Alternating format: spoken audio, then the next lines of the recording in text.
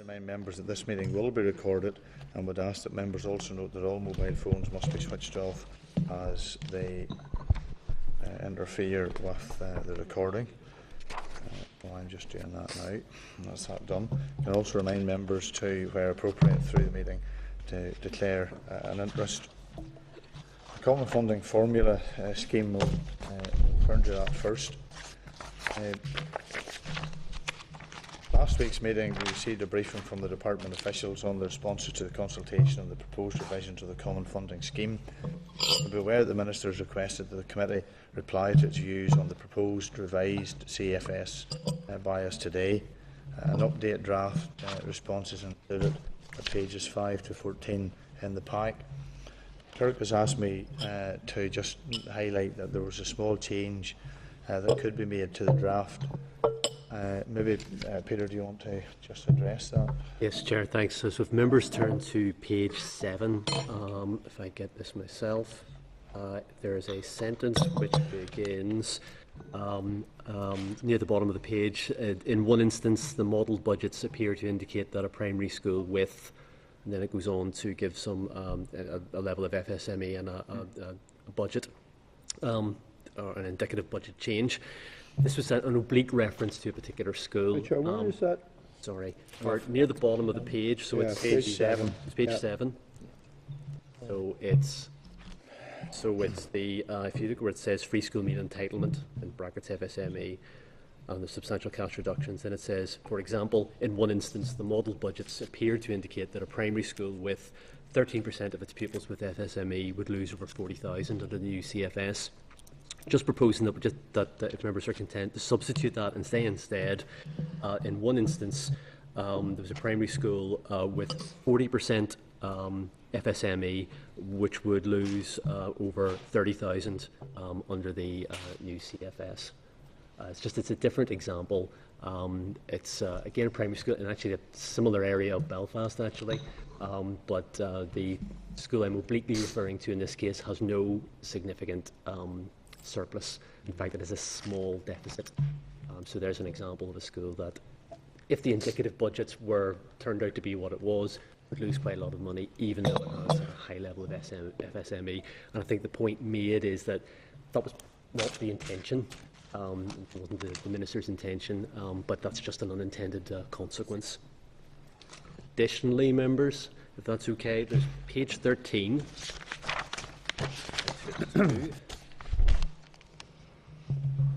Right, and sentence beginning, the committee accepts, and we said a few things about the need for reform of the CFS and welcomes various things. And in there, I put in a wee line about the separate primary and post-primary funding streams.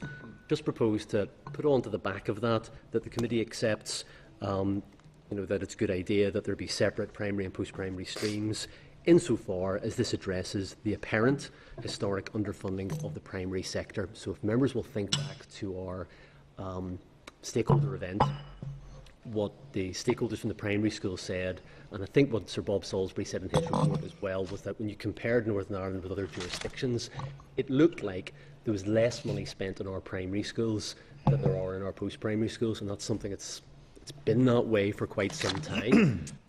So I think the committee is in favour of the two separate funding streams, but insofar as it addresses that problem, I think some of the feedback from the consultation was that the primary schools were worried about the two separate funding streams, thinking that they would lose out. I didn't quite understand why they thought that, but in order to cover the committee's bets here, I think if you then indicate, yep, fair enough to have the two separate funding streams, but the committee's understanding is that this is going to be a good thing for primary schools and will protect, ring-fence to some degree, their funding for the future. So if members are happy, Chair. Any comments, members? I just wondered at the beginning, when we're talking about consultation, whether we should ask that we follow the guidelines that are set up in the OFM DFM. They had a special title. Where's this? I'm talking about page 6. I'm not sure, on factual accuracy, whether the department's treatment of the consultation is actually at odds with those guidelines. I don't know, I must admit, I'm not quite sure what they say. Yeah, I can't remember now, but it was very much part of our debate about 2 months ago. Okay, very good. There you go. Huh? Just come back to the previous issue, the separate funding streaming for primary and post-primary. I don't want to open up a whole debate about this, about whether the primary sector has been treated unfairly or not in terms of funding. But the problems in our schools seem to arise at post-primary level. For that reason, it seems sensible, in my view, that more funding should be actually directed to post-primary to address the problems that exist there. The most recent OEDC report suggested that the primary schools were performing well. Although if you go into areas, and I was in the areas yesterday, where the problem in working class Protestant areas is in primary schools, post-primary provision has been reasonably, it's not to say that it's all perfect, but it was clear from what I was being told that the preschool was doing well and making progress.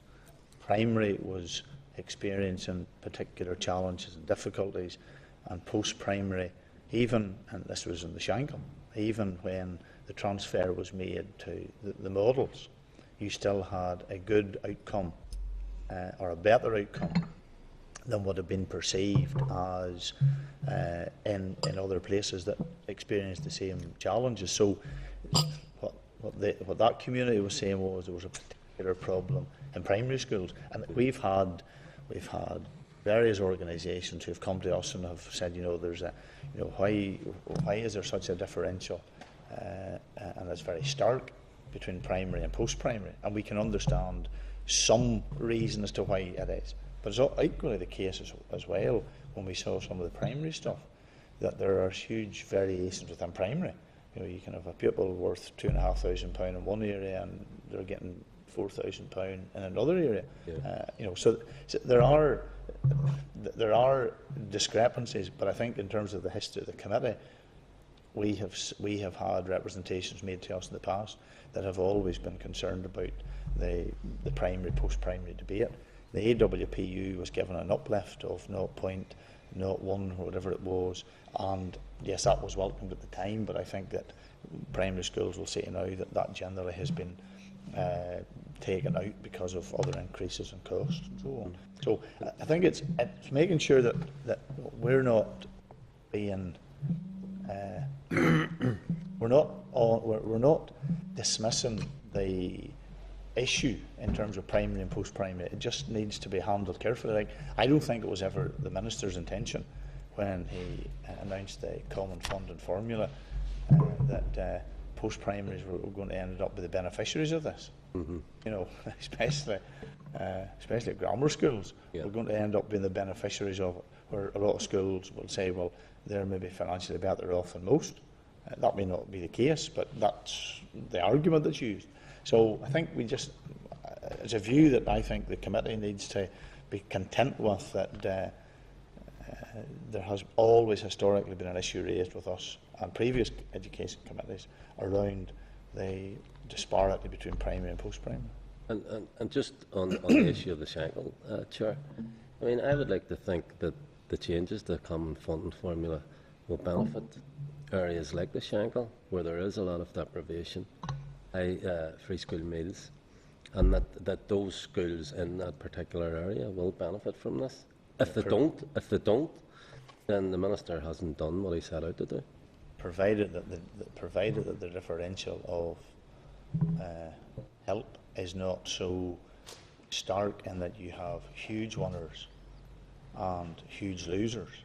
I think it's us trying to narrow that differential, because you have one school that could be set to benefit by 180,000, and you have another school that could lose 40 or 50,000. Yeah. It's trying to, and that's why I think in this report, one issue that was raised, which is an attempt at trying to at least narrow that differential, is moving from the 3 to the 5 bands. That was recommended by Sir Bob. It was rejected by the department.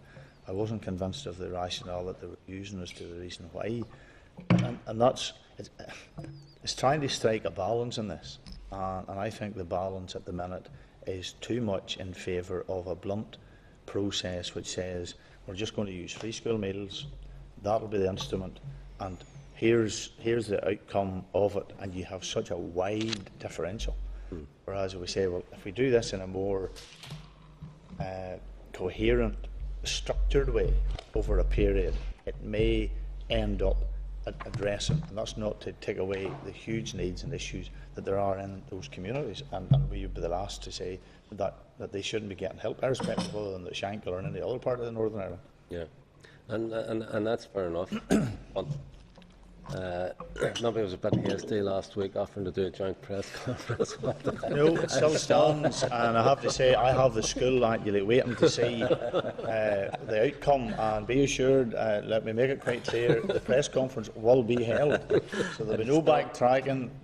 I'm still hopeful when the Minister says there will be no losers. As a result of the reform of the common funding formula, there will be no losers. So. Any other? Sure. For 1 year. Most of us covered. I think Pat makes a very valid point in terms of where the problems are at the moment, in terms of seem to manifest themselves more in post-primary. But maybe the long-term thinking of this really is if we can really address these issues in the primary school, particularly, if you take a child who has special education needs or something, if that's sort of not addressed for a couple of years in the primary school, it can lead to discipline issues and all that thing as well, and gets worse, or the literacy and numeracy. So you make a valid point, but I think maybe long term, if we can hopefully address more of the issues in the primary school, we might have less of those sort of issues post-primary.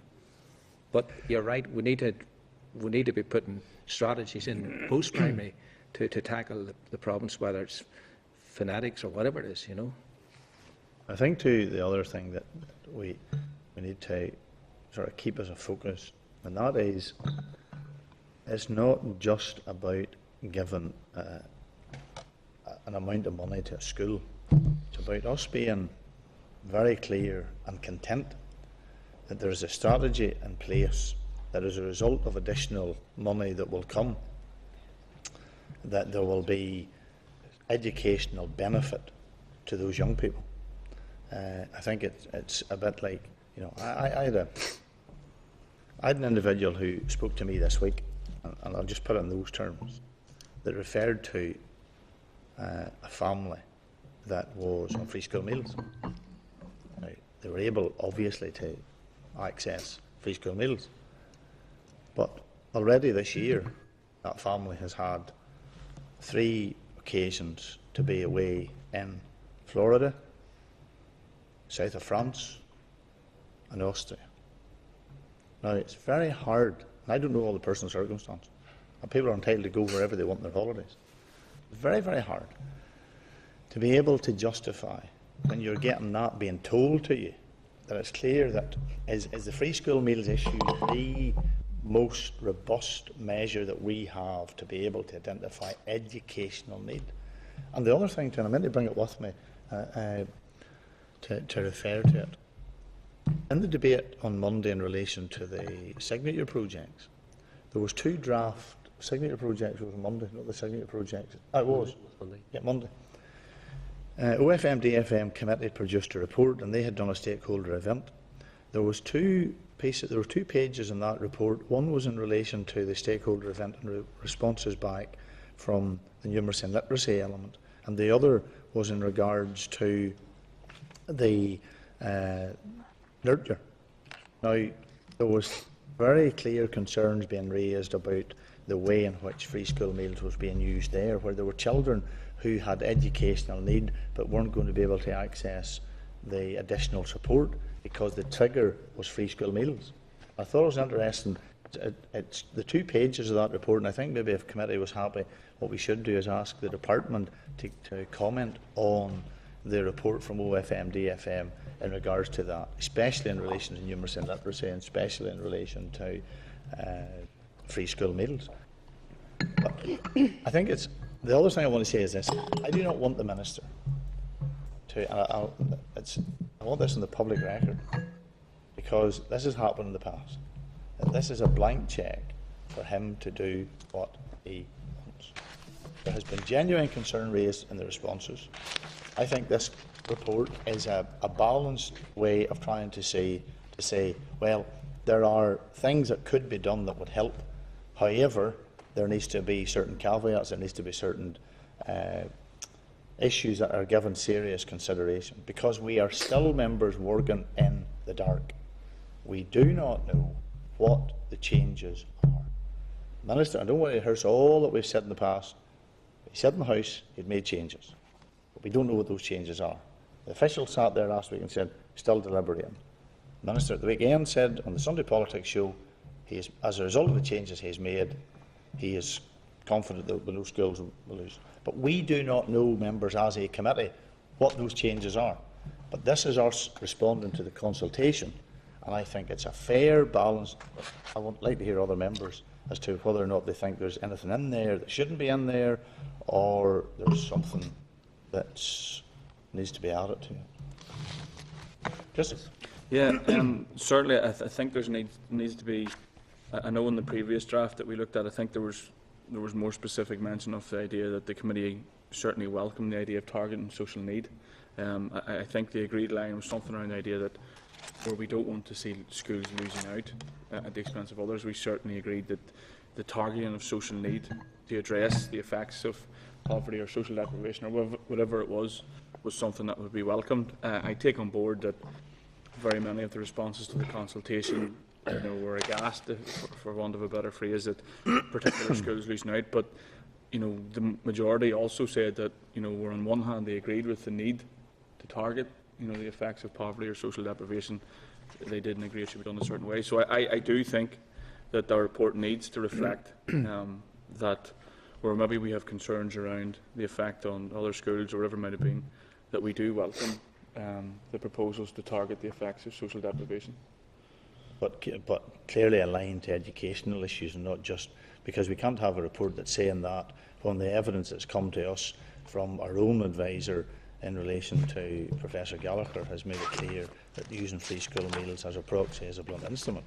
So if it's on the basis of addressing and identifying educational need, educational disadvantage, which is linked, and we're nobody trying to dispute that there's a link between those two things, but it's whether you put the cart before the horse, because I think it's the point that you or somebody else made in the committee, that it seems as though the Department of Education is being asked to do all the lifting when it comes to trying to address the issue of social need, which is not the case, shouldn't be the case, because it's a multifaceted issue. But the primary purpose of a school being in existence is to ensure that the educational needs of that child is met. And we need to ensure that if money is going into a school, that the money that's being targeted for that school is to ensure that it has all the adequate resources to be able to address the educational needs of the child. And I think that, for me, and other members can make their comment, but for me that is a key issue of addressing educational needs. If there are other social issues that impinge on that, it can't be the responsibility of the school on its own to try and address those. And I think that's where we have a... I am still not convinced that and I would love to see the figures as to the result of, and we still haven't seen this, so I think we asked the department for this, of the money that has been spent on the basis of the introduction of free school meals. Where have we seen the educational advantage? And the department hasn't been able to come back and tell us that. But yet they're asking us to blindly just say, well, I'll tell you what we'll do, we'll just use this measure, not have any sort of caveats or controls around it, and we'll go on a wing and a prayer, and we hope that that will address the issues. I don't think that is what education is about. Well, it's more complex than that. And I take your points on board that, certainly, and I don't want to put everything onto benign facts and figures, we've seen a 10% increase in attainment at GCSE level for those kids on free school meals in the last 5 years. So, that's down to something. And I take Tony Gallagher's, again, points on board, but it's just advice alongside a plethora of advice that we have received on the effects of social deprivation on educational outcomes. And this committee has heard numerous times, the House has heard plentiful times, indeed the Public Accounts Committee even took fact of the Audit Office report that said the single biggest factor for our young people's educational outcomes is the effects of poverty. And the facts are there, you know, and we can debate around it in educational outcomes, and if we go forward over the next months to find, you know, an actual measure that replaces the proxy measure of free school meals, and so be it. But where we sit at the minute, free school meals is the only option we have, and certainly I don't think I could sort of agree to any report that certainly didn't mention the fact that as a committee, or even some members in the committee certainly feel that the targeting of social need is very, very Well, important. if you go to page 10, there's the second paragraph down. The committee accepts this in principle, and it's in relation to many stakeholders argued that free school meals, like any proxy for poor educational attainment, will always have associated errors. Then in the second paragraph it says, the committee accepts in principle, therefore believes that consideration should be given to the combination of a free school meals with actual educational attainment by pupils in schools as the basis for funding educational interventions as part of an alternative common funding formula scheme. The committee recognises that what is proposed represents a significant change in policy, and that further research, debate, consideration and a period of funded transition would certainly be required. And I think that's trying to have a balance between those two things, rather than the current, and we don't know if it is the current position, but if you read between the lines, the current position, if changes are made, that this will make a dramatic, and I picked up the words that the Minister made or used on the Sunday Politics show when he said that there would be a substantial increase to schools with free school meals. Now, that must mean that something's going to be changed very radical. And if it's that radical, that differential that I referred to earlier, and members, let me be very clear, you're going to get schools in your area who are going to be coming knocking on your doors. So let's you know, you might not live in Belfast, or you might not live in Londonderry, but the schools outside of that are going to be coming, and they're going to be controlled schools, they're going to be maintained schools, they're going to be integrated schools, they're going to be Irish medium schools, and they're going to be saying, what have you boys signed up to? Do you know how much is being taken out of my budget? And that is, you know, so I think that's why, and does that, Chris, does that paragraph not strike the balance between those two things? That paragraph certainly, as I read it, is referring to as we move ahead around combining free school meals with something else. And as I say, you know, we've bought into that you know, we've got Professor Shuttleworth going to be doing a piece of work, and we've bought into that process of the committee looking at it. But you know, I refer strictly to the need to tackle the effects of social deprivation in our education system. I think the previous draft that we had was a wee bit stronger on that. It seemed to include it more. I'm not sure. Maybe I'm wrong. I don't think there's a big lot of changes. I just, as far as I see in this, it's only one small line at the very end. But are you saying as a result of that, and let Peter, because obviously Peter was instrumental in pulling it all together, and I'm not aware, I have to say, of any fundamental shift that I or anybody else made from, and that was the reason why I left it the way it was the last time, that if any members had any issues that they had with the original draft, that they could contact the clerk, and then we would consider them today. And there has been nothing come other than what Peter has suggested as more accuracy in the report when he made reference earlier to the two small changes at page 7 and page 13.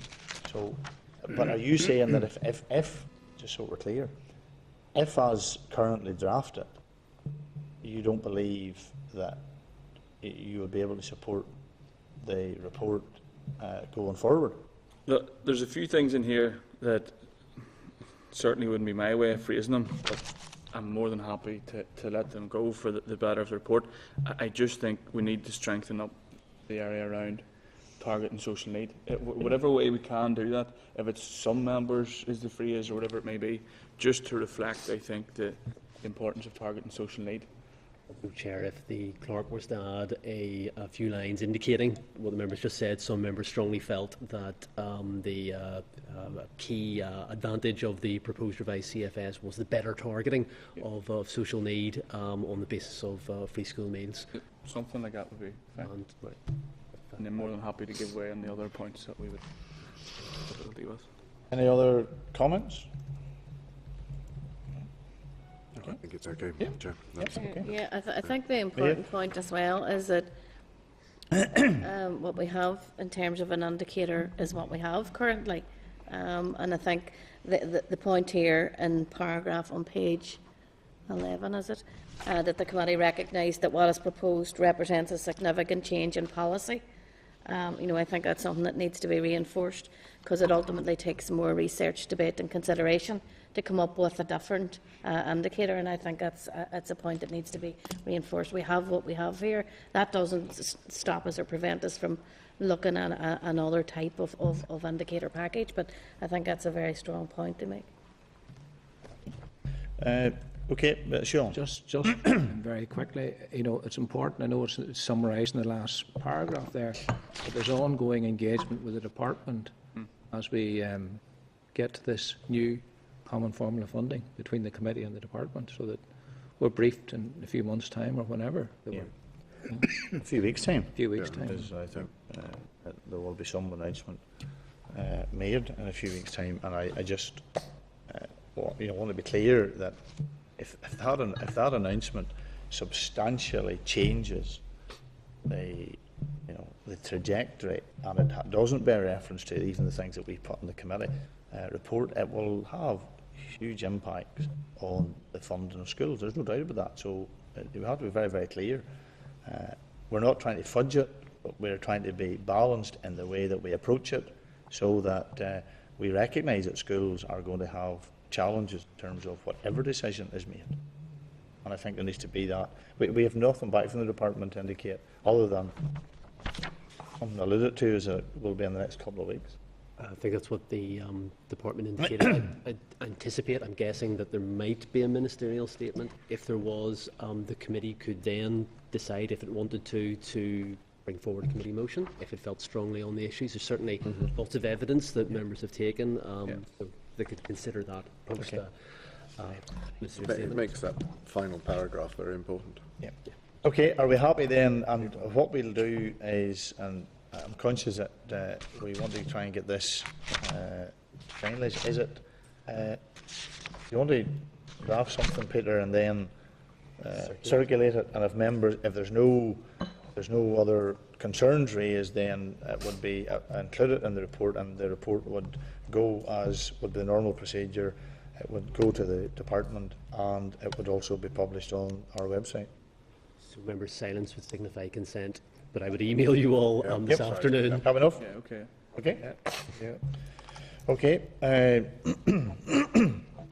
The other thing is, we'd also like some clarity on the consultation arrangements for future CFS, and I think we need to write to the department asking if the EQI information details on their obligation in respect of consultant on the CFS, and the role and the response of the LMS steering group. Interesting, the Minister in the same reply to the planted topical question, I'm sure, but anyway, that's only a biased comment, made reference to the LMS steering group. The LMS steering group is a body which is set up as a voluntary body, but it includes CCMS and the boards and others. And I think we need to find out, because the Minister said he was meeting them the following week, so that was the 4th of February. So the following week, the Minister met that group. It's interesting to hear from that group what their view was. It seems as though it's sort of an elusive body, but maybe we can try and find out from them what their response to the Minister was in relation to it as well. Happy enough? Yeah. Okay, thank you, members, for your help in getting us through that. No apologies have been received. Just a couple of issues in relation to Chair's business. Shared Education Programme. You'll remember that during the debate on Monday, the Minister made reference to a new shared education programme which he hoped to be in a position to announce in the spring of 2014. And I propose that we just write to the department asking for any further information. Nutrition, food in schools. We had the debate on Tuesday, and the Minister appeared to indicate that the department would undertake research into the effectiveness of breakfast clubs. So again, I think we should write and get an up-to-date position as to where the department is in regards to that. The other issue then is the Associate Assessors event. And can I just remind members that we're due to meet this evening with a group of Associate Assessors as part of our inquiry into the Education and Training Inspectorate and school improvements. The information pack has been prepared and is available with your table papers. At the last event, staff took notes on each table and members acted as rapporteurs. This went down well with the guests, and we'll be looking for volunteers to act as rapporteurs tonight. The event is for... Associate Assessors, what time is it? 6 or 6:30. Yes. I will be here just at the beginning, but there's another event that I have to go in City Hall in relation to volunteers. So I'll be here at the beginning, but I'm not able to stay, so I think the Deputy Chair's happy to... Happy to start it. I need to leave before the end, Yeah. so I need someone else to wrap it up. Peter, have we any indication of who's going to be here? I'll be there for the first 40 minutes, and then I have election meeting. Right, okay. Right, Trevor? I'll be here between 20 minutes and 35. I'd like you to be more specific than that, Trevor. All right, I'll be here. Right, okay. See if something comes All right, okay, thank you. Can I make one? I got the feeling at the last one that people held back. They didn't realise that we really wanted a bit more freedom in their comments, and I think that's what we need to really I push. suspect, Chairman, that tonight's they might be a bit freer. Good. We shall see. Yes. See enough. Okay, draft minutes of the 12th of February. We have at pages 18 to 23. You can turn to the draft minutes. Thank you. Okay. Matters arising. Pages 25 to 51, you'll find further information relating to the Committee's inquiry into the Education and Training Inspectorate. This includes a further submission from Parents Out Loud amending previous information relating to the frequency of school inspection. There's also correspondence at page 45 from the Department identifying schools in Belfast judged by ETI as being adept at self-evaluation. Can also advise that the Department has asked that the Committee not identify these schools publicly. So they've given us the information, but they would prefer that that wasn't used in the public domain, so I'd appreciate your assistance in that. And also you'll find at page 47 a response from the Department on the question of independence of ETI. They seem to be very precious about proving that they are independent. So I get very suspicious of an organisation that has to keep trying to convince everybody it is something when how it operates in practice is not the case. And no doubt that comment has already been winged back into ETI, who listen to this programme,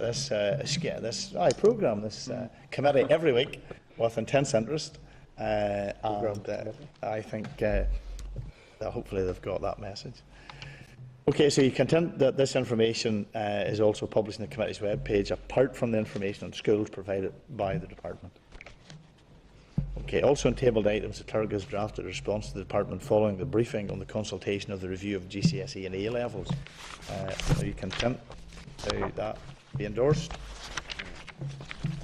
Okay, members, just before we move on to the first presentation, which is the Northern Ireland Safety and Life Skills Education Centre, the Radar Project non-departmental briefing, can I welcome to the public gallery Matthew Crawford from Portadown College. You're very welcome, and whoever else is in the public gallery, you're also very welcome to the committee. But Matthew is in work experience with Joanne, so you're very welcome to the committee, and we trust that you pick something up which will be useful and helpful in the future. Chris?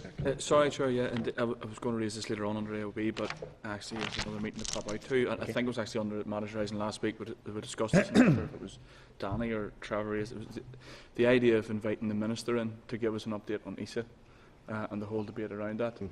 I think it's something that we should do, and that we should extend the invitation to the Minister, more or less as soon as possible, to come in to have a discussion on ESA. Okay, Very good. happy to do. Yeah. Okay. Great, thank you. Danny, sorry, you wanted to say It was something? going back on inspection. I made a note on page 50. Peter's letter to Veronica Bentley with a whole lot of questions in it. Didn't get actually half of them answered. I think we should push again. Hold on. I think it was page. Crikey. Yeah. Sorry, members, bear with me when I get there. Yeah, that was the letter that was sent the 10th of January. Yeah, I think, Chairman, what Veronica was coming back on there was the independence thing. They've actually answered all the other ones on a previous week. Okay. It's just the Yes, question of then- independence. okay, They good. came back. It was ETI responded, and then the committee wrote again and said, no, we want the department. So Okay, I she haven't has picked that answered those. Thank you. Okay, thank you.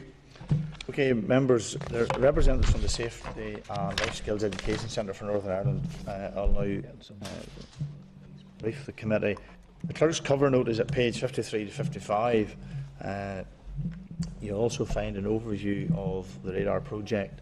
Also included at page 60 is the PowerPoint overview of the project and the rationale behind it. And hopefully we will be able to welcome now to the committee the representatives. Come on. What does radar stand for? Is there somewhere? In the note, it's in the Is it somewhere? Risk avoidance and danger awareness resource. Which is a very useful thing in education, I have to say. Glad you said that. You know the radar. All right. The members want to take their ease for a moment. Witnesses will be with us presently, Chairman. Okay, just take your ease for a moment or two until the witnesses appear. You- Peter, when are we going to the school for the self-evaluation? We had arranged the visit out to the school, was it? Tuesday the 4th. Tuesday, 4th of March.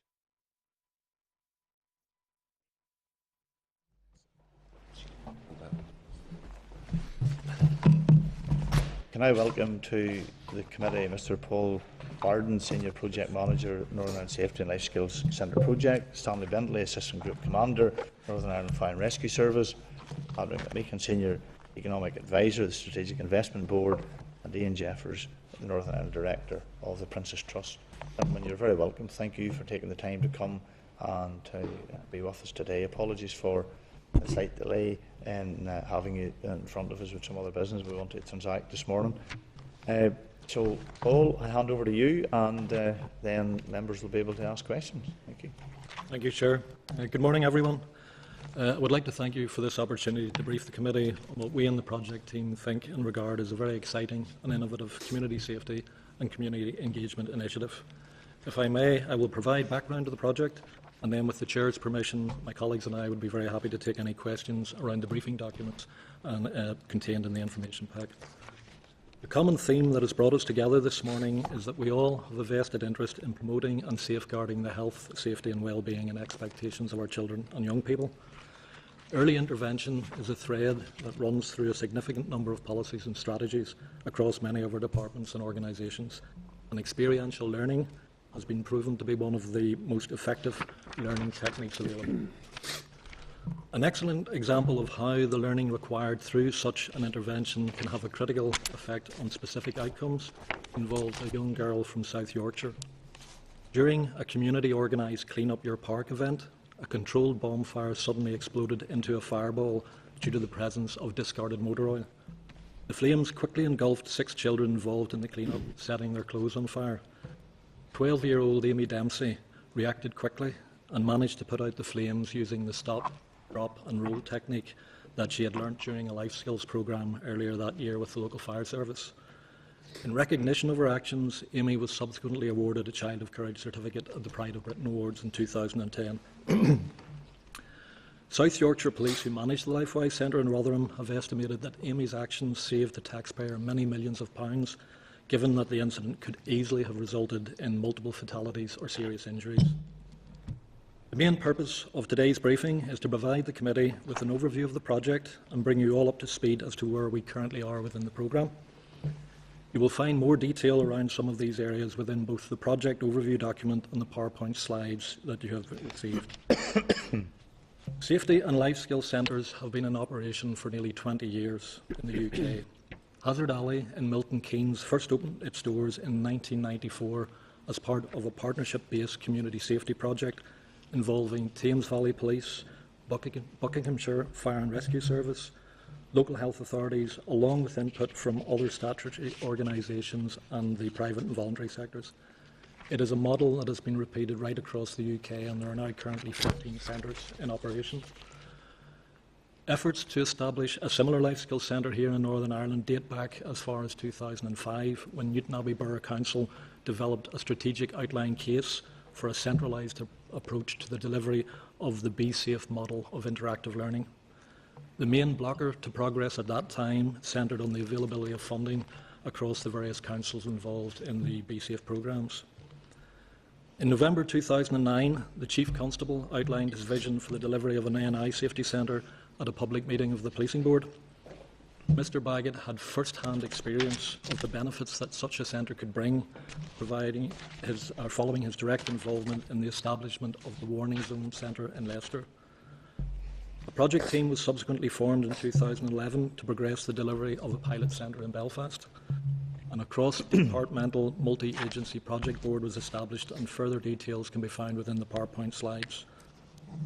From the outset, the project team have engaged with a very broad range of public, private, voluntary and community-based organisations to ensure that we had the relevant subject matter experts feeding into the development of not only the floor plan for the new centre, but more importantly, to make the makeup and content of the key lesson plans that will be delivered by trained guides in the centre.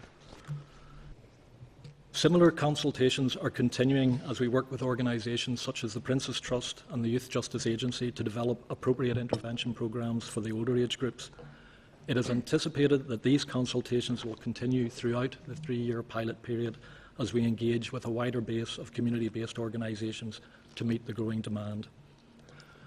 Some members of the committee will already be aware that in the early days of the project we faced significant challenges around issues such as stakeholder engagement and agreement around a suitable supplemental funding model. When these issues had been resolved, the project then suffered further setbacks around the identification of a suitable building to locate the new centre and securing the necessary planning approval to proceed.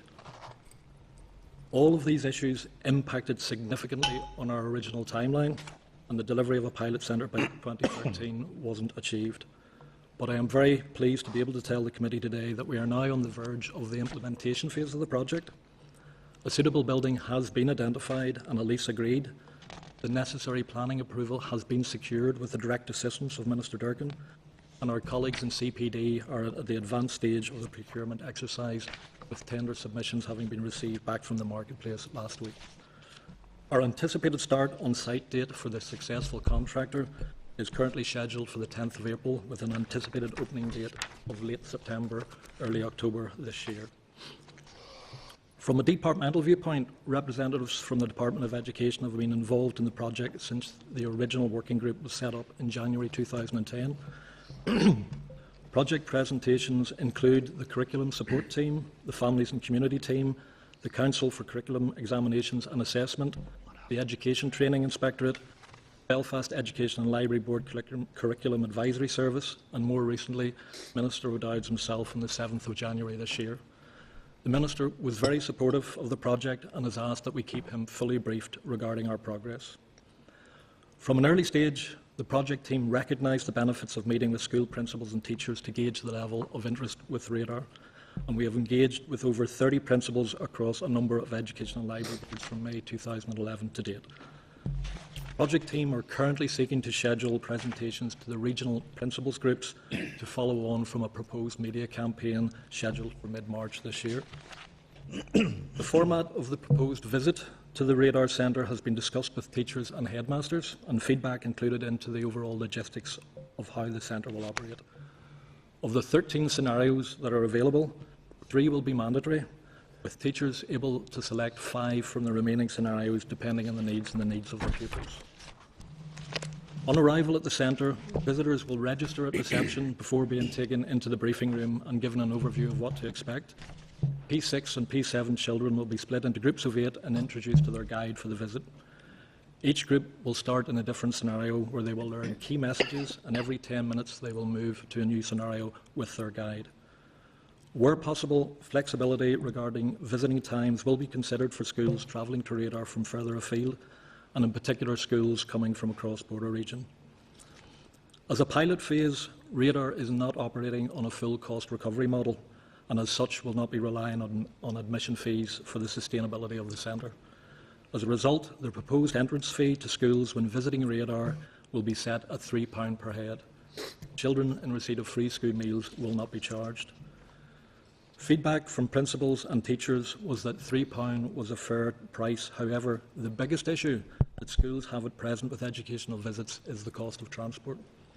As a result, the project team are now working with our strategic partner Translink to introduce a discounted or subsidised fare structure for those visiting the centre. In addition, the project team are on an advanced stage of an SEUPB funding bid, and we have included programme costs to cover transport to and from the centre. If successful, this would cover all transport costs for visiting schools and community groups within the first 12 months of operation.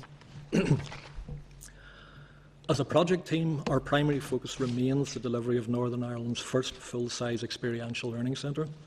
With the continued assistance of our many supporters, we hope that collectively we will be able to achieve that objective and provide a facility that has the potential to make a real difference by helping to reduce unintentional injuries, save lives by providing children and young people with the information and skills they need to help them recognise danger, avoid risk, and ultimately assist them in becoming valued members of society. In conclusion, I would like to refer to a quotation which we think underscores our determination to make that difference. Lord Wade of Chorlton, who chairs the Children's Safety Education Foundation, stated in his 2010 Chairman's report, and I quote, "There is clear evidence that the early provision of safety and life skills education has beneficial effects on a child. Effective interventions in the field of preventative safety education and crime reduction can have a real and tangible benefit to our society. Failure to provide those interventions will effectively result in substantial drain on our economy, combined with a further breakdown in the fibre of our society. There are no clearer examples than the costs associated in treating unintentional injuries or placing a child in a young offenders institute." End quote. My colleagues and I would be very happy to take any questions the Chair or the members may have. Thank you. Thank you, Paul. Just because I'm going to bring in a member who has to go to another meeting in a moment, can I just clarify something at the very outset? Because normally we, in the committee here, will have presentations from organisations which the department has an association with or are involved in. But when I look at the organisations and the departments that to date have basically come on board, the one that's glaringly missing is the Department of Education. Now, I note the point, Paul, you made in relation to you had a meeting with the Minister on the 6th of January and it was all well heeled, hearty fellow. But if the department, because you're dealing with P6 and P7, dealing with obviously young people 16, so you're in the post-primary sector as well, is there not now an issue of why the Department of Education is the only department which is not going to be involved in this, but yet the beneficiaries and the target group are children in our schools? Why is that the case? Chair, we did have conversations at the outset of the project in and around those very issues. And was 2006? Sorry, in 2010, 2011. Right, okay. When we first engaged, the biggest, should we say, impression that we got as a project team was the Department of Education. Whilst they were very supportive, they could not mandate and they could not drive this forward. That was down at the Education and Library Board. So that's the impression, certainly, as a project team. We have had involvement from the Department of Education the whole way through the project. They are supportive, short of what we have asked the Minister to do, to certainly look at some mechanism to at least support openly and publicly the commissioning and then the use of the centre. We're not sure as to what direction any further involvement from the Department of Education would take. Okay, but just to extrapolate that a little bit further, take for example DOE. I take the point you make. Maybe DRD is a better example. DRD is involved, but yet the same relationship exists between DRD and Translink, because Translink is a body which is under the umbrella of DRD, similar to, although not identical to an ELB and the department.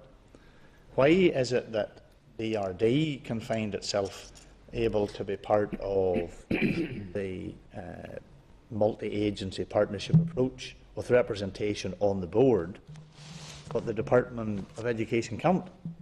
Is it not the case, and obviously it's an issue that we'll raise with the department, but is it not a case that the department, while it will say all these things to you in a meeting, will declare its hand better publicly if it says, well, actually we're going to have representation on the organisation, along with our colleagues in DOE, DETI, DART, EOG, NIE, TransLink, Prince's Trust, and everybody else is there?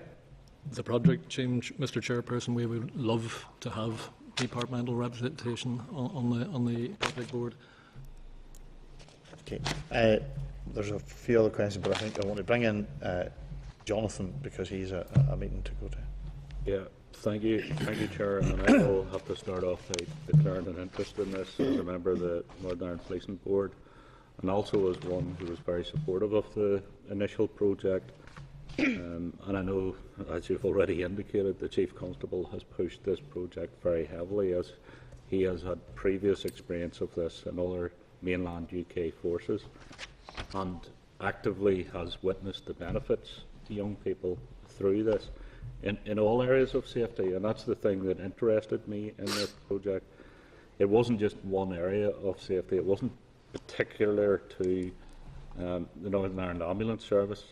It also had a huge health benefit to it as well. Home safety issues are also raised in all of this.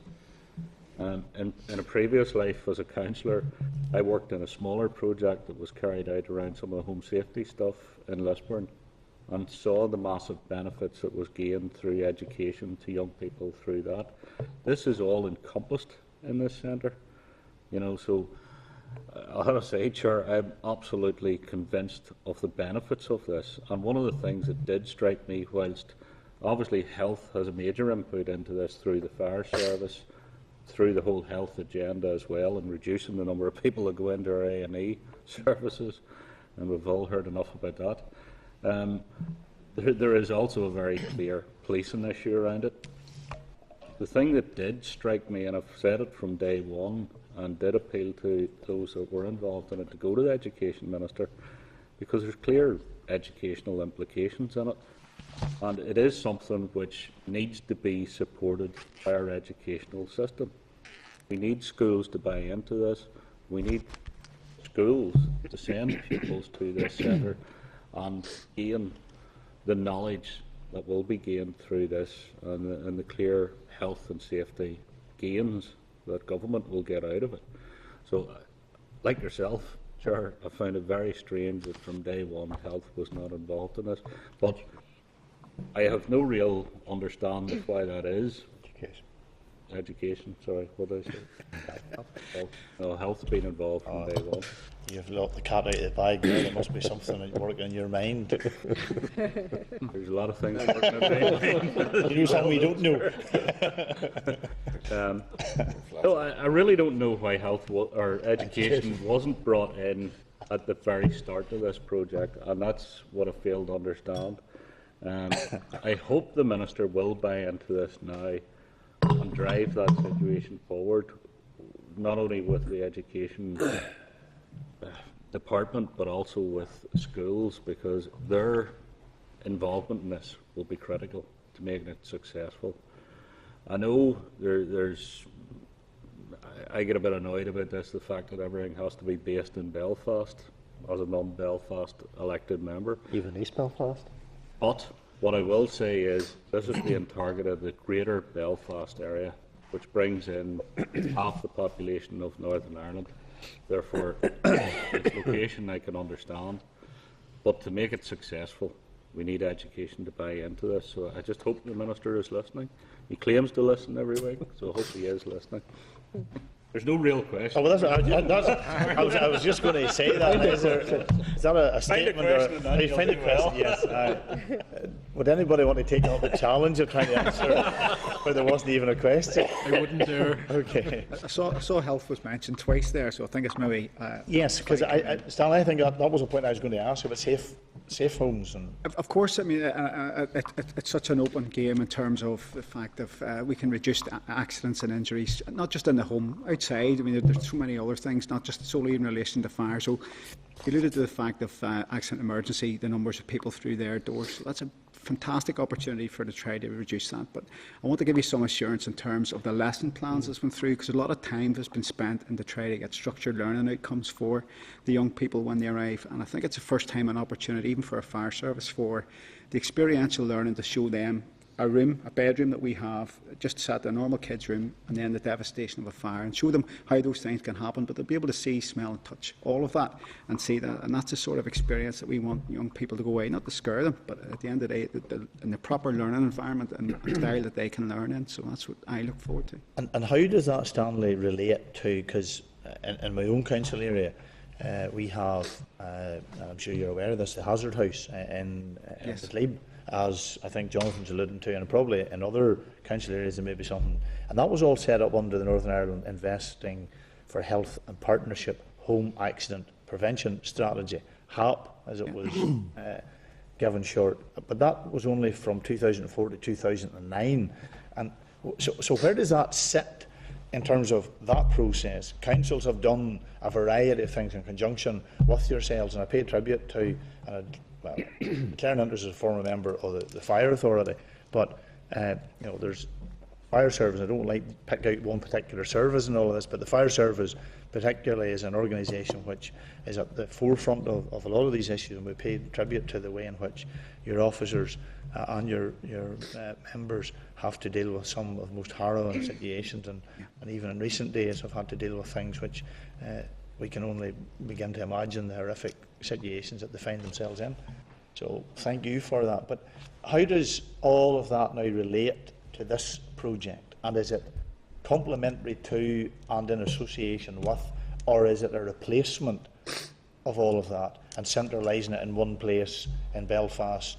Chair, thank you very much for your comments. It has been a very difficult time for fire and rescue just of late. But what I can tell you in terms, I was a part of the HAP sort of management structure team that was there, and that was all down to funding. And it ran the BSAFE project where schools were bussed all into certain council areas, and every council, and not just fire service, police, all emergency services and statutory bodies all went into that. And that funding is becoming harder and harder to find nowadays. So this, I think, I'm not going to say it's going to replace the BSAFE project that is there, but I think what it can do is make it the fact that it's available and open to everyone. And each one of these scenarios that the young people go through, there's going to, as I said, structured learning for all the young people with that, with defined outcomes and learning for them to try to do that. So I think in terms, we still have to say that your other houses will still go ahead or still operate. I'm not sure how that is funded. But what I can say in terms of the pilot, you know, there's hopefully money assured for the next 3 years. So I think that this is going to be the future of safety and partnership working within the province. But is it, Paul, something that needs to be addressed, particularly in relation to the reorganisation of council? It would certainly have an impact, and just to pick up on the point that you mentioned in and around how this would lead into the new strategies, interesting in the sense that we as a project presented to the writing group for the home accident prevention, writing group delivering the new strategy, and it should also be noted and remembered that where we are currently with the project is actually the realisation of the BSAFE model of centralisation. So this is actually taking forward their vision. This is taking forward what they were trying to do back in 2005. So in that respect, the duplication or replacement, certainly it's not an issue in regards to the individuals that we're dealing with and speaking to. It's complementary. We've always said it's complementary. There are many strands to preventative interactions and programmes right across the province. This will not replace all of those. Some may, due to the current pressures with public finances, some of the BSAFE models are already coming under increasing pressure to continue their operations because of the lack of finance. So there may be the possibility that in some areas schools and local councils will choose to bring their school children to the centre as opposed to running something locally. In the centre, you've got the realism, you've got the full size, you've got the interaction, you've got the quality, you've got the consistent message delivery. Sometimes the BCF models find themselves, depending on the location that they're trying to deliver those lesson plans in, the lesson plan's absolutely ideal, perfect, but it's the surroundings that actually add to the overall experiential learning. Joanne? Thank you, Chair. Can I also thank you for your presentation? And I noticed also you referred to the 1.25% reduction in NE attendances. So, like Jonathan, anything that which reduces numbers presenting to NE must be good news for the Health Minister, so that's very welcome. I note also it's taken some time to get to this stage, for over 4 years, so commend you for your determination and getting it thus far. I know you've engaged extensively with government, but what work have you done and do you plan to do with schools ahead of your target opening date? The launch of the revised website, hopefully within the next 3 weeks, we are setting in place a call to action, for want of a better phrase, on the website, the revised website, which will drive that interaction with schools and the headmasters, and predominantly to drive forward the booking. Interestingly, in some of the UK centres, they find themselves booked 12 months and more in advance, and a lot of that is done through the engagement directly with the schools. So as I mentioned in my address, that we are looking at engaging with the regional headmasters groups to try and drive forward that. The media campaign that will launch on the 17th of March this year will significantly raise the awareness of the project, and again that is aimed specifically at youth groups and teachers and the educational sector to raise the awareness and try and drive the bookings forward. And you'll be harnessing the power, I'm sure, of social media as well. Absolutely, we have a social media strategy being developed as we speak. Okay, you also said, I know you're based in Sydenham Industrial Estate, and I know, Paul, you touched on this briefly a few moments ago. Could you maybe elaborate more on how you plan to deliver your message to children and young people across Northern Ireland? I'm thinking those who would be unable to physically travel to your centre. How is that going to be? We're somewhat restricted, Joanne, by the fact that it is a pilot, a 3-year pilot. Business case predicated on looking at those two groups and specifically within the Greater Belfast area. But we have made no secret within the project that this is the start of a journey that will ultimately result in a 2-centre approach for the province. Okay. One or both centres will have outreach capabilities, so we'll be able to take those messages out to the schools and other groups as well. That in itself is furthered by the interaction that we've had with some of the schools and teachers up in the border areas. They're already making visits to the Belfast area for other educational purposes. What we're trying to do is tie up with that and have basically one bus, 1 day, 2 visits. And we're looking at some form of sponsorship approach even in and around the transport, irrespective of whether it's successful with the European funding bid. Within the project, we have included costs to subsidise and, as I say, TransLink also. So we will be making it as easy as possible for those schools who have a long distance to travel. We're even looking at being very flexible on the visit times. So if a school coming from Enniskillen direction, then it may be that we'll start slightly later, run slightly over, and we'll not have an afternoon session that day. So absolutely, as part of the pilot, my role is to ensure that we have measures for success put in place. The easiest way to do that is to make it as easy as possible and to make it as least cost impactive as possible to the schools. And certainly a second centre would be very welcome in my own constituency of Upper Banbridge, Lurgan, Portadown, wherever you want. I'm happy to sign it. Just briefly, Portadown College would be a good location for it. Just briefly and finally, how can you learn from centres in England, Scotland, Wales about reaching out to rural areas? And you did touch on it briefly. You said the 12 months ahead. Of us. Can you expand on that? There was quite an extensive engagement. We have taken on best practice from quite a few of the centres. The project team will visit probably about 7 or 8 of the different centres. Some of them are very proactive in and around their, for want of a better word, outreach programmes and youth engagement. That in itself, relatively recently, and I'm taking this to board in another 2 weeks, business case was predicated 9 to 5, Monday to Friday. Absolutely, the demand that's out there, that will not meet the demand, so I will be taking to board a proposal to expand that to 6 days, a Saturday, and also 9 to 9 of an evening. Now that in itself will come with additional costs, but that's where we're engaging heavily with community groups right across both sections of the community, and we would anticipate there's a demand there for after schools, and interestingly, one of the centres found that they were more active after hours and at weekends than they were during the actual working day. So that, again, is something that we've taken on board. The point that we would continually refer back to, whilst initially having a pilot, shall we say, applied or imposed on us seemed to be a negative thing, the reality with hindsight, it's actually quite positive because it allows us to shape. We can be flexible, we can nip and tuck things. So at the end of the 3 years, what we as a team hope to be able to do is look at all of the best practice that is ongoing, and we have been doing that in the UK. Look at how those then translate into delivery within the Northern Ireland context, and it is, in its truest sense, it's a proof of pilot concept, or concept proof of pilot. So we will learn from all of those issues. At the end of the 3 year, hopefully we will be in a position to take forward a very mature delivery mechanism for the two-centre approach. I wish you all the best. It's great that that is happening, so good luck with that. Thank you. Pat? Thanks, Chair. Thanks for your presentation. I listened to a presentation from Alistair Finlay on this issue a couple of years ago, I think it would be now. Trevor can correct me if I'm wrong, at the Policing Board. The difficulties at that time were that a lead funder couldn't be identified. Most of the questions I wanted to ask have already been answered, but who actually then took up that role as lead funder? Matt Baggett, in his efforts to drive this forward, ended up, when we failed to get a cross-departmental funding model across the 5 departments that we thought should have been involved, has agreed to put up the bulk of the funds. But I would follow on from that by saying DOE and the fire service themselves are also both cash contributors.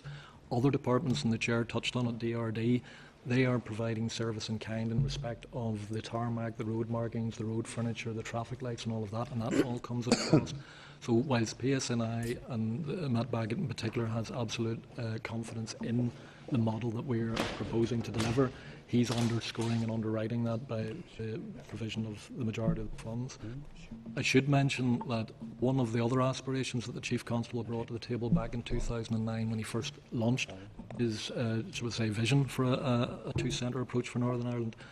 There is a funding mechanism that has been put squarely on the table. There is a request for a change in legislation to the 2005 Road Traffic Order to enable the current, what's referred to as a hypothecation model, which releases funds from the driver awareness courses to reinvest in road safety. There is a plan to try and leverage a change to that legislation which would make the two-centre approach totally cost neutral to the executive. As part and parcel of the, for want of a better word, the surveys to find out whether that would be accepted to the public, NISRA included a question to cover this in their public attitude survey. That really received, I think, was 62-63% support. More importantly, the exit surveys from the driver awareness courses themselves were over 90% support of funding being secured through the driver awareness courses to fund other safety initiatives, such as the Safety Centre. I wonder, is that why there's been an increase in driver awareness courses? I couldn't possibly comment. No, it's just at that time, as you say, there was an attempt to get some sort of cross-departmental agreement around funding, and it was felt at the time that DOJ should have been the lead funder, and then health, education, DRD and so on, jumping onto that bandwagon. Where are DOJ in all of this? DOJ obviously is our sponsoring body, and obviously the overall sort of holders of the funds will pay us, and we had to get their approval to go the route that we're going. What I should say though is that the end game, and it's been made very clear in presentations and in papers, whilst the Chief Constable and the PSNI may be providing the funding predominantly for the pilot, for the 3-year pilot, we have made it very clear that when we move into that full two-centre implementation model, the other departments will have to step up and take their place at the table, and there will be negotiations required at that time. Having said that, if we are successful with the bid to change the legislation, then that becomes a moot point. But certainly I don't believe the approach that we've adopted for the pilot would be sustainable from a PSNI perspective, given pressures on the budget that remain today, and I have no doubt will be there in the future. And just finally, you know, it is a very commendable project, and we agreed in the Policing Board at the time that it was, and all of us from political parties would go back and speak to our relevant ministers about this. And I came back and spoke to John O'Dowd, and he was certainly open to providing some funding. I don't know what's happened along the line, but I'm certainly prepared to put in record that I'll go back and speak to him again about it. So. Thank you. There's another press conference we're going to have, is it? Well, might as well get a bit of Puzzling these ones up. Sean. Thanks, Chair. Thanks, gentlemen. You're very welcome. And I might go back to Joanne's point on the rural schools, particularly, as declaring interest as a chair of a board of governor of a rural school in South Down. I think I read somewhere in your documentation that the second centre is likely to be in the northwest. And you have touched on the problem of really the travel thing will determine, and it will just be another opportunity that our rural children will not be able to avail of. Not putting it bluntly. Any thoughts or any plans of a radar bus, like a STEM bus, where you could bring this out to schools?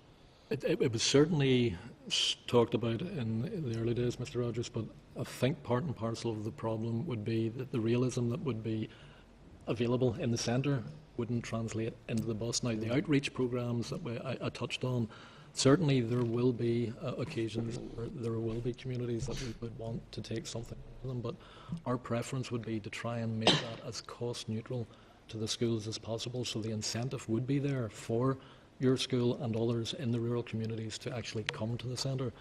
I'm relatively confident that the bid for the European funding is certainly, we're through the first hurdle. If that is successful in the first year operation, absolutely we would be looking to secure as many rural schools attending the centre as possible, because again, that will be one of the, shall we say, markers for success from a business case and an evaluation perspective. We have modest figures for footfall through the centre, 10,000 in year one for the OBC, the outline business case. The centre itself can handle up to 25,500 based on the current model two sessions per day approach. But we think that if we can pull in more from the rural community, then that obviously would be of a more, shall we say, beneficial impact to the overall success of the business case. So certainly we would be very keen to work with both the educational library boards and other strategic partners such as TransLink to try and make that attractive to the teachers as possible. One of the other things we learned from the interaction both with the teachers here and in some of the centres in the mainland, if we make this as simple and as easy as possible for the teachers themselves, it's a one click on a website, it's one phone call, and basically the visit is secured. That in itself will help to drive the footfall through the centre. Teachers have enough, or I'm led to believe, they've plenty on their plates at the moment without having to worry about the logistics. So we, as the centre admin support team, will try and make that as simple and as easy for them as possible. And when they visit this centre, how long is the programme? Each session will last approximately 2.5 hours. That's being debussed, given a briefing. There will be a test of knowledge both at the start and then a test of knowledge secured at the end. The one point I should make is that part and parcel of the pilot approach has been to engage with partners in the university sector, a knowledge transfer partnership to be precise, with the University of Ulster. We were going to be the first centre to conduct what would be called a structured evaluation, a 2-year longitudinal study. One of the other centres have pipped us to the post and they're going to kick that off very shortly. But in some ways that's actually beneficial to us because we can then learn from some of the baselines and the markers that they're going to utilise. And we will, at the end of our 3-year pilot, be able to, at least on paper, provide some evidence as to the effectiveness of the early interventions. The university are calling it an early intervention effectiveness model, so I'll be looking forward to see how to categorise that and take us forward with that. And just one more.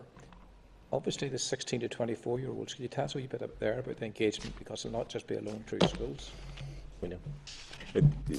From our perspective, we're dealing very much with young people that have missed out, let's say, through the formal education system in some way, and particularly when it comes to the safety aspect of things, whether it's home safety, personal safety. So a young person that may not have had experience or had the opportunity to attend something like BCF or as as a P6, P7 get brought along to the safety centre when it opens.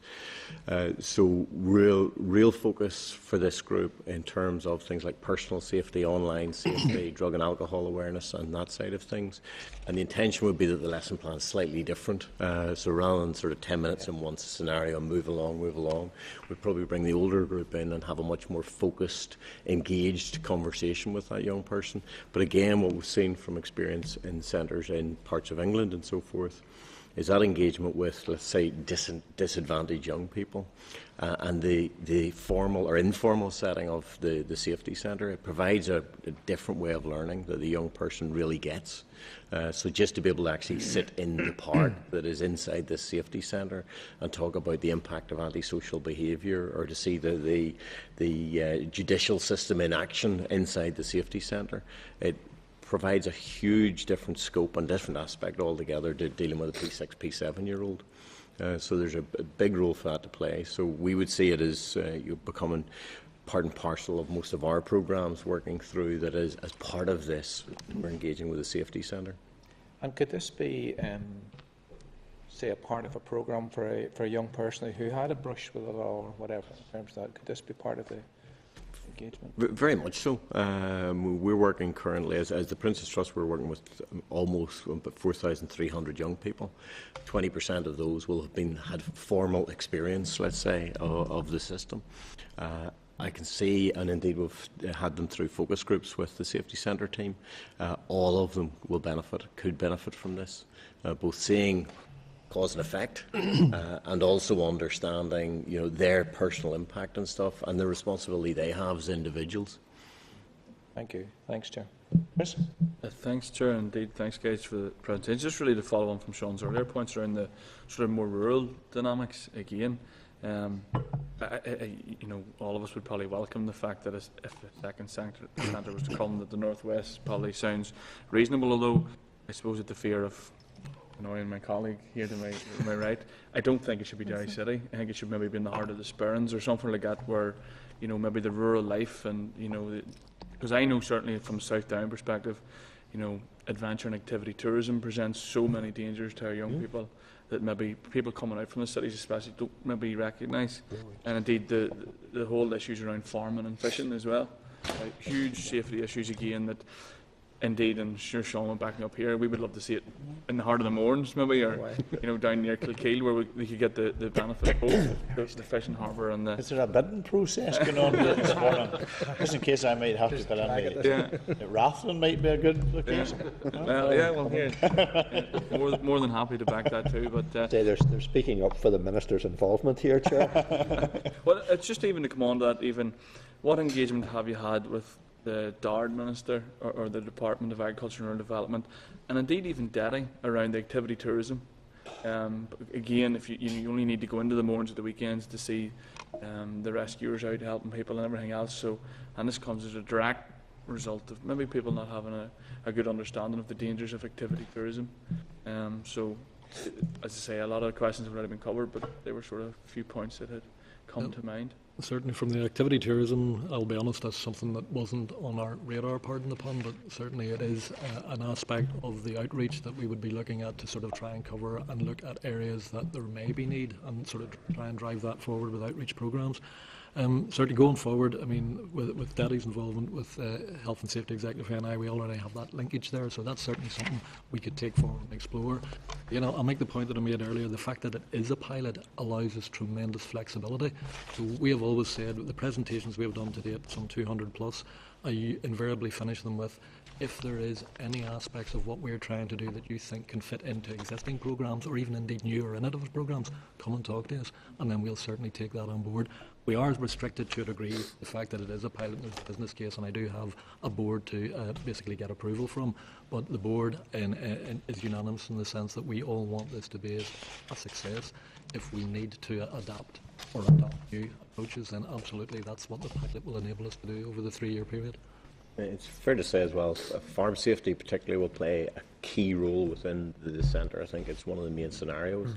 It'll be a very interactive scenario as well. I think my right 7 young farmers clubs and the like have been involved in the process. along the line. So I think it is a critical thing, and it's one that has to be taken on board in terms of, regardless of location, encouraging the communities in. And so there's a huge body of work to be done while it has to be at a fixed location to the nature of it, what more can we do to get somebody in from Rathfriland or wherever it may be? Coming back at all. Not a problem. Thanks very much. Thanks, sir. Danny. Thank you. Thanks very much, and very much welcome the presentation. I long to see it all fully in place. My concerns really come down to two things. One is the long-term financing of it. You talk in the presentation of £3 aid. Two parents I was talking to earlier this week, that they even struggle, and they're not free school meals, do their meals during the week. And that £3, has anyone sat down and worked out, if you're running at your sort of prime pace and getting all your £3 and the transport sorted, what percentage does that bring in? Does that? It is minimal. This is never, the entrance fee will never cover the cost for the delivery of the services or the lease of the building, etc. Even half, I mean, we are. Well, interesting, and we did there was quite a bit of consultation in and around setting that figure. After consultation, it was set at £3.20, but then we reduced that down because the 20p causes all sorts of problems from a handling the cash perspective. Going forward, there is the possibility that we could reduce it further, providing we are successful in some of the other funding schemes. We did take good advice from some of the UK centres that at the outset, when I joined the project in 2011, the then ACC was actually going to make it cost neutral, i.e. no entrance cost. Yeah. We were advised against that for one simple reason, that if there isn't some form of cost associated, schools tend to book and then at the last minute not show up. So that's when we tried to strike a balance between what the costs for similar attractions, for want of a better phrase, and that's where the £3 actually came from. I take your point that, yes, absolutely there will be parents and there will be those who struggle. It was interesting, though, when we spoke to some of the headmasters, that even some of the children who would have been on free school meals and perhaps couldn't afford it, some of the visits that they were going to, they actually found the money, because they didn't want to be seen or to be labelled as, should we say, coming from a deprived family. But certainly we, as a project team, we as the delivery mechanism, if there is scope there to reduce the cost, and that is an issue, then absolutely we will take that on board. Did you discuss with the Minister whether schools should pay, whether parents should pay? Did you actually go into that, and how it would relate maybe to free school meals? Not with the Minister, with some of the presentations to the likes of the ETI and some of the other education bodies that we engaged with, but certainly the approach adopted is a consensus, so it may not meet the requirements of everybody, but certainly it's been adopted as the most, should I say, acceptable approach across those bodies. And then one more Could question. sorry. Yeah. If I could just say a few words, because you've touched on some of the key challenges that we've had throughout the process, and indeed Pat touched on it as well, is this: when we initially engage with departments seeking financial contributions, obviously a department wants to see an immediate return to their bottom line, and because this is a pilot project, it's never been done before, there is actually a challenge in convincing departments that, for example, you will definitely see a reduction in the number of attendances at A&E, etc., etc. So that's been one of the key challenges. It's a pilot project. We've engaged with the University of Ulster to actually undertake that exercise to gather the evidence, so that going forward, when we pull together a business case for a second centre, for example, this time round we'll be able to say, we can evidence the difference that these types of centres make, and as a result, that multi-agency approach to funding the centre will be more successful, and hopefully then withdraw the need for anybody to be paying an entrance fee, and we get that down to zero. And the other just thing I would add to that is that what's innovative about this safety centre here is that there are sponsorship opportunities. Saw that. And a significant amount of money is not yet secured, but we're confident that we'll secure a significant amount of money to offset what would ordinarily have been paid for by the public sector. Okay, thank you. Thank you. Robin? I had one Oh, right. question for me. It was Okay, just, sure.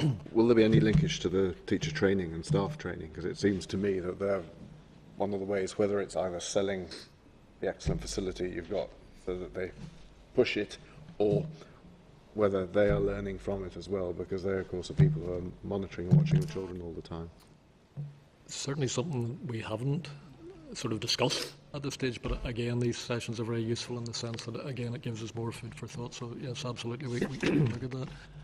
Some of the other sectors that we're engaging with, for instance, Youth Justice Agency, and even the criminal justice system in itself, there will be opportunities. Part and parcel of the floor layout you may have seen involves both the courthouse and a cell, etc. We're keen to try and engage with the criminal justice community as a whole to use the centre exactly for the purpose that you have just outlined from an educational perspective. So I would see that as a natural progression and utilise the facilities for a similar function for education as well. Fantastic. Robin? Chair, can I thank the members for coming as well? I'm a member of the policing board and also supportive of the. And I think the points being made at the very beginning, I mean, we're often accused of not having joined up strategies, and it would be good to see cross-departmental support, so hopefully the Minister can buy into this. I don't understand the point that Danny was making. I don't understand why it's a 3-year pilot programme based on what's happened in GB. But I know in my past experience, I would have always taken if I'd had a 3-year pilot programme, I'd have taken a 3-year pilot, then I've had the 3-year appraisal, then I've had the 3 years to address the issues. So beyond that, I think we're where we're going. So there's at least 9 years there for you guys. But kind of my questions are really around the area that Sean raised in terms of, and I noticed sort of the target audience that you're aiming for. But I do think, and I suspect Mr. Jeffers would agree with this, that there is a great lot of work still to be done in the less well-off communities, and the penetration into those communities and the engagement with in a constructive way. And many of those in the 16 to 24-year-old group there will have turned off education at 10, 11, 12 years of age. In many cases only went back to school to annoy the teachers, so they could be suspended again. But there is, I think, and you've your target audience there, but I would encourage you to penetrate maybe more into those more difficult areas. Mr. Newton, sorry, if I can come across to you, I think 16 to 24-year-old people is a target audience, not just for fire and rescue, but when we look at DOE and the PSNI in terms of road safety, this is a fantastic opportunity for these young people to be really informed and educated on the consequences of their actions on the road. Some of them may be drivers or thinking about driving, and I think we've got a driving simulator sorted out, and we've got fantastic lesson plans, really structured education for these young people. And it's up to them what they do after that. I mean, we can try and do as much as we can and try and impart as much knowledge as we can, but we have got great footage as well as experiential learning. I think this is a fantastic opportunity for young people at that age range. And you're quite right, Robin, in terms of engagement with that community. That's going to be the key thing. We saw a couple of centres in other parts of the UK where it was very much, the focus was on P6, P7, nobody else. And it was at the encouragement, let's say, of the now retired ACC McCausland that said, we've got to bring in this group of young people that have missed out on education. As you rightly say, they're disengaged with the system, they haven't been through any sort of formal training, they're not going to be in any sort of uniformed youth organisation where they might get first aid training or anything like that. So this gives us that ideal opportunity. So I'm quite confident that the board have built already a network of community organisations that will readily engage, and that's why it's important that we also look at these sort of things like the opening hours, to be truthful, because the schools can occupy it by and large during the daytime on a Monday to Friday, but to have it available in the evenings and things like that. And I think it will only take a small number of people getting engaged. Once they start talking about this within a particular community, within a group, they'll want to come and see it, because I haven't been blown away by one or two that I've seen. It's a different learning experience, and it's one that the young people, particularly that we're trying to engage with, it's not like sitting in a classroom and somebody from St John's Ambulance trying to teach you how to fix a broken arm or whatever it may be. This is really interactive, and they'll get it really well. If I could just add to that, Mr. Newton, some of the community organisations engaged with from sort of August, September of last year, Institute for Conflict Research, Farset International, Scope, the BITES Project, National Children's Bureau, Alternatives in the Greater Shankill, YouthNet, Greater Shankill Partnership, NSPCC, Public Achievement, Child Brain Injury Trust, North Belfast Community and Transition Group, Northern Ireland Youth Forum and the Fourth Spring Intercommunity Organisation. So we're starting a journey of interacting at those grassroots level. We understand the need to build on that need and actually engage, because one of the things that I would say continually during the presentation is we are not the subject matter experts. That's not my area of expertise. We need to engage those community groups, engage those community workers. They will then utilise their contacts within the local communities to get that buy-in, and we will then in partnership deliver those interventions. And the approach that some of them have adopted already, and the questions they're asking of us is, why are we only doing this now? They would be looking for this 2, 3, 4 years ago. Interestingly, when I pitched to the Minister himself back on the 7th of January, I went through my usual presentation with the video slides, etc. And he leaned back and he says to me, there's only one question I want to ask. And if I'm being honest, I was dreading what it was he was going to ask. His question was, why have we not done this before? And I would absolutely agree. We've been pushing very hard. And obviously, from an NI perspective, this has been an aspiration as far back as I say as 2005 and perhaps before. So certainly it's a culmination of a lot of hard work that has been going on in behind the scenes, not just by us as a project team, but all of those community groups that we're engaging with, because they're trailblazing. We're actually learning from them. We will utilise their expertise, and collectively that's how we'll deliver a meaningful experience for the children and young people. Thank you, Chair. Thanks, Chairman, and thanks very much for your presentation. I do remember the discussions at the Policing Board and Matt Baggett's enthusiasm for this. Very well founded, I think. It's a terrific project.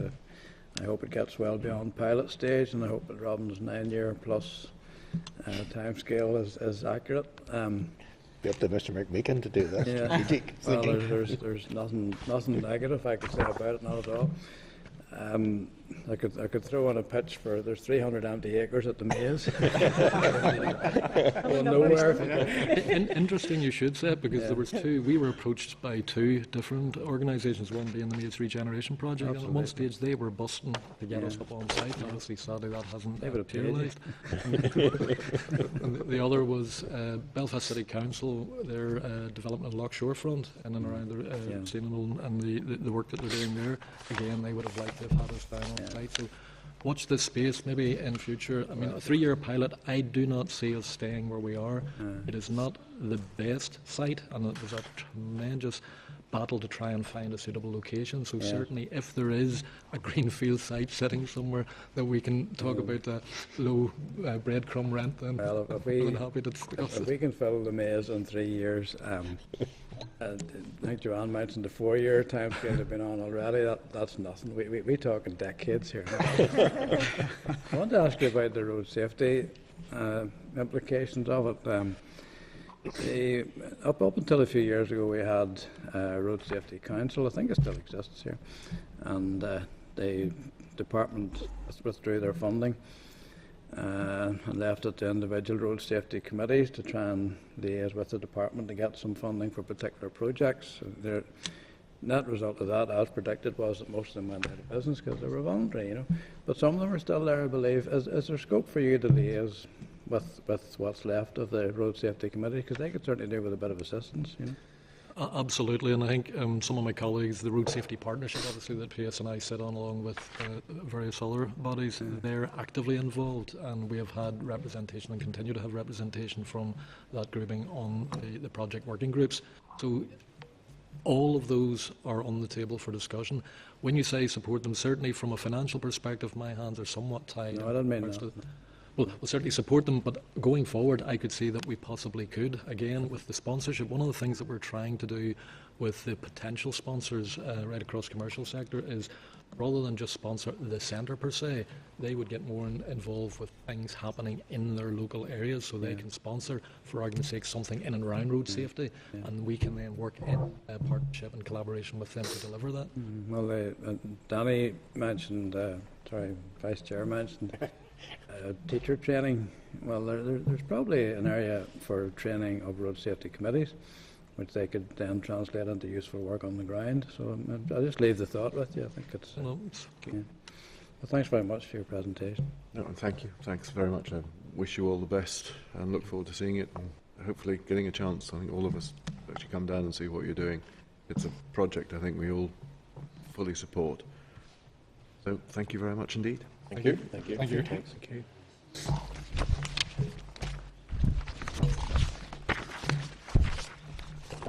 So we write to the department to see how heavily involved the department that the minister's going to be and ask if it's going to be linked to teacher training. Okay? You're doing better than Right. On this.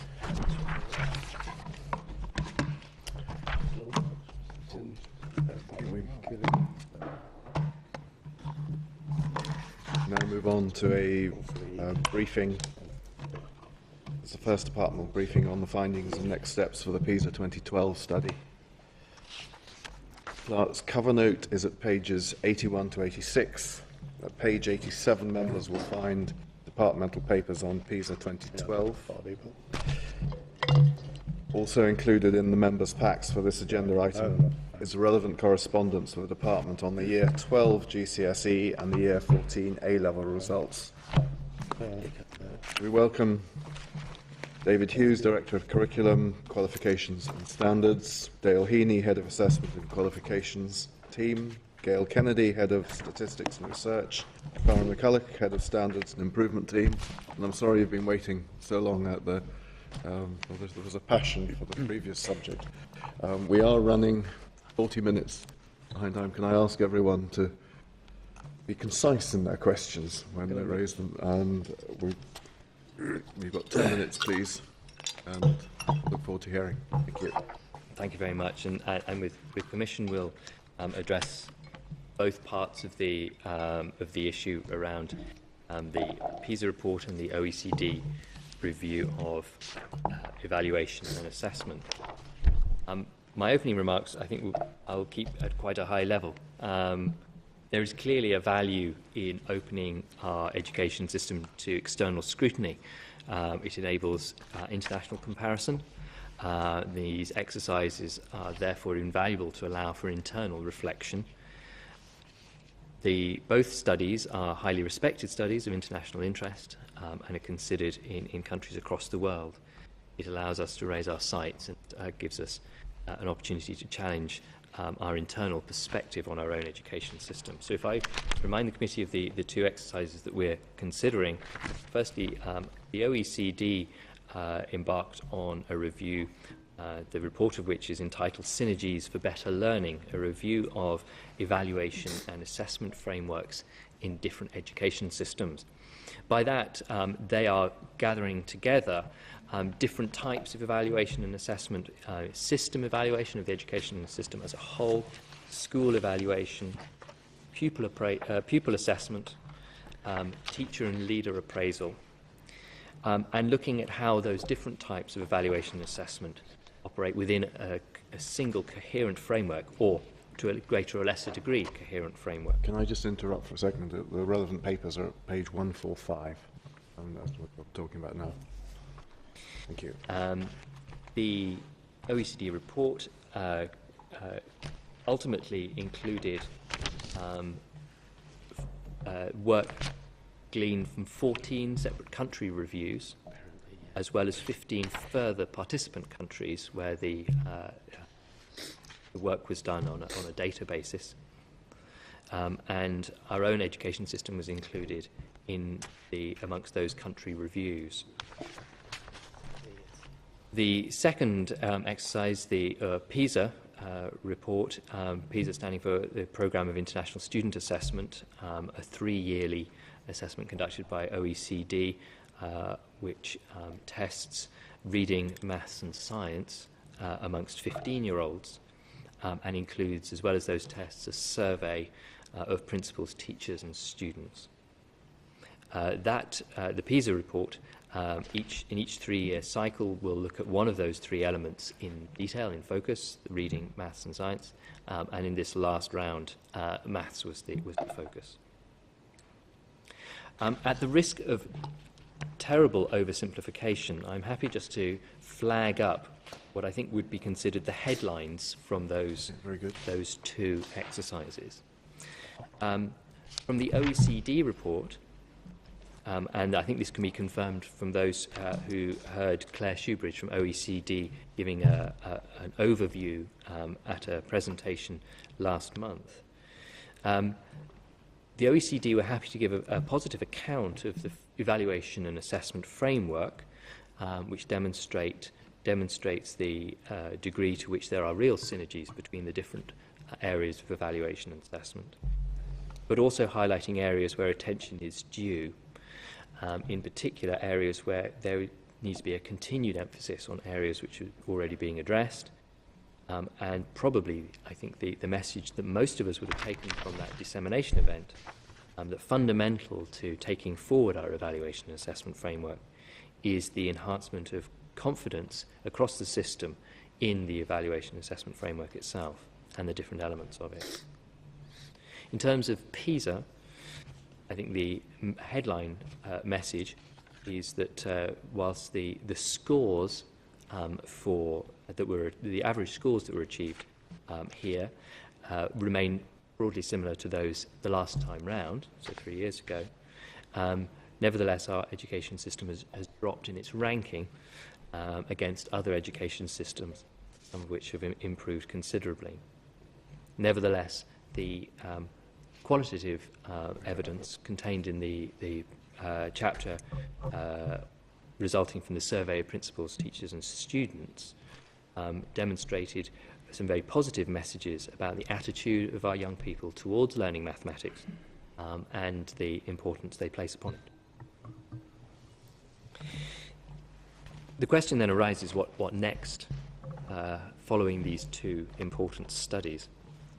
Firstly, I'd make the point that in both cases there is an enormous amount of information contained in the reports that we receive. This data is enormously valuable. It provides a source as well as feeding in to general policy making. The PISA report, I think, can be said to confirm the evidence of previous PISA results, and in particular in the context of the Timms and Pearls results 12 months previous to that, which looked at the performance of primary age children. There will be 1 or 2 new points to draw out from the PISA report, and I think probably one of the most striking of that is looking at the levels of performance at the highest level as opposed to the averages. The OECD report, I want to make the point, is not a policy review containing, as it were, an action plan or an implementation plan, but is rather a report which enables us to use it as a basis for policy development going forward. And the message from the OECD themselves would be that this report contains what they have seen, but it is over to local experts and participants as to what to do with it. From the department's perspective, we would say that what we need now is wide engagement with stakeholders addressing the issues that OECD have raised. Therefore, there will be some areas in which, in the evaluation and assessment framework, where that engagement is already going on, there is already policy development and finessing going on, and the evidence of the OECD report therefore feeds into that engagement. And I would mention, in particular, around pupil assessment, some early work on system evaluation, and work that's going on teacher and leadership, and teacher appraisal and leadership appraisal. That engagement with the wider stakeholder partners began with that dissemination event on the 17th of January. And I think it was said out on that occasion that what must not happen now is for the department to go into a huddle and emerge with a list of things that must be done, which would actually be completely contrary to the message that we're receiving from OECD. The positive development on what is probably a very strong basis needs to be taken forward in partnership with all stakeholders. I'm conscious at this point the committee's also asked us to comment on a report produced and provided to the committee by the General Teaching Council, Rising to the Challenge, and I think it's worth mentioning that. I don't think we've got that in our papers today. Can we do that another day, or would you like to? There's a lot, isn't it? Like it was not something we were ready for, so I think we maybe leave that for another. That's fine. Day, That's fine, no problem at all. In which case, I can draw my comments to a conclusion. I hope we haven't disappointed committee members by not having a point-by-point response to every policy recommendation in the OECD report or to every table of data in the PISA report. But I think to do that would, as I mentioned before, run against the clear message from the OECD that progress needs to be made on the basis of collaboration within the wider education sector. And to secure general confidence, we need to act in concert. Hence our plan to engage on a wider, to manage a wider engagement process with stakeholders, looking at each of the themes in the OECD report and taking those forward in a measured way in order to inform progress. Very good. I think we have to welcome that wholeheartedly, and that wider engagement is definitely the way forward. I mean, my feeling when we met at Spam and listened to it is all we were told so often that we have in place all the right mechanisms. We're just not using them to the best advantage. And what worried me on the back of that was that the teachers are always saying how over-consulted, overworked they are, and yet it's very important. And we need to listen to them to make sure we find a way of getting it to fit in, so that we do learn from it. But I'm going to pick out one or two of the major points. It concerned me that, first of all, we'd heard stories that we're not really comparing countries that are like with like, or that some countries are preparing their students so that they give a better set of results. I mean, would you make a comment? Are we comparing fairly like with like when you look at Shanghai and Macau? Should we be taking it that seriously? I think it's very important that we don't pull out PISA results and look at them simply in isolation at a table with the different education systems in rank order without consideration of the numerous factors which inform that. Mm-hmm. At the same time, I think there is nevertheless value in what PISA is doing, which is saying here are some fundamental skills that all education systems would recognise as being fundamental to a child's education. And here is a way of examining them and testing them. And here is a test that can be applied universally. And here are results of those tests. And of course, when you have that kind of data, it is enormously interesting to see that data presented in as many different ways as possible to inform the countries that are being tested, but to inform us about other countries and to stimulate the kind of discussion which may go along the lines of, look how they are doing, what are they doing differently to us? In the same way, I'm sure other countries are doing precisely the same thing. Mm-hmm. But it is certainly not the be-all and end-all of educational policy to improve one's PISA ranking, because that doesn't actually tell you anything nearly as valuable as other ways of measuring one's own education. There were 2 points picked out of it that I thought were key, in that they're obviously feeding behind what principals feel. One was on the buildings and the computers, saying that we're not, or was it just compared to the United Kingdom, that principals felt that we hadn't got the right facilities, or we needed to improve them. And the other, much more important, was morale. And that came through in the back of the report. I'd be interested in if colleagues want to look at the specific issues. I'm aware that surveys of principals and of teachers and of students are enormously interesting, but again need to be read very carefully to understand precisely what the question was, right, and why the answer might be the way that it is. And it also needs to be put, the point about access to to computers, for example. And I remember there have been also been studies about access to books and library.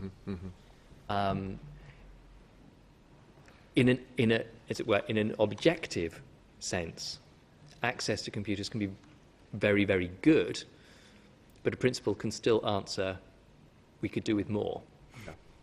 And I do recall, I think it was Tim's and it was Pearl's, that survey looked at access to a school library. The proportion of schools where children had access to the school library was strikingly low. That's because they had access to a class library and had even better resources. So I think when one's looking at an international context, one needs to be very careful about what precisely the question was and how we understand the answer. The results of in PISA of the survey element are very, very interesting and will deserve considerable, careful consideration, particularly where Northern Ireland stands out. And there are some areas where the results are striking. I mean, I'm keen, and it means we'll need to hear from you more in the future as to what you've actually read more out of the reports and into the future. But if I can add to that, the report, the classroom observation and weekly evaluation of staff was different from England. There was a much smaller proportion. So this is the proportion of time that head teachers are given to particular functions, is that right? Yeah, that's right. Well, I'm not sure if we have any sort of additional commentary on that, unless colleagues want to come in. You'll come back to us then in future when you've analysed things in more depth. If there are specific questions that are that the committee want to raise about specific elements of the data, I mean, I'm very happy to consider what specific areas are being. Well, we'll move on. Joanne. Thank you, Chair.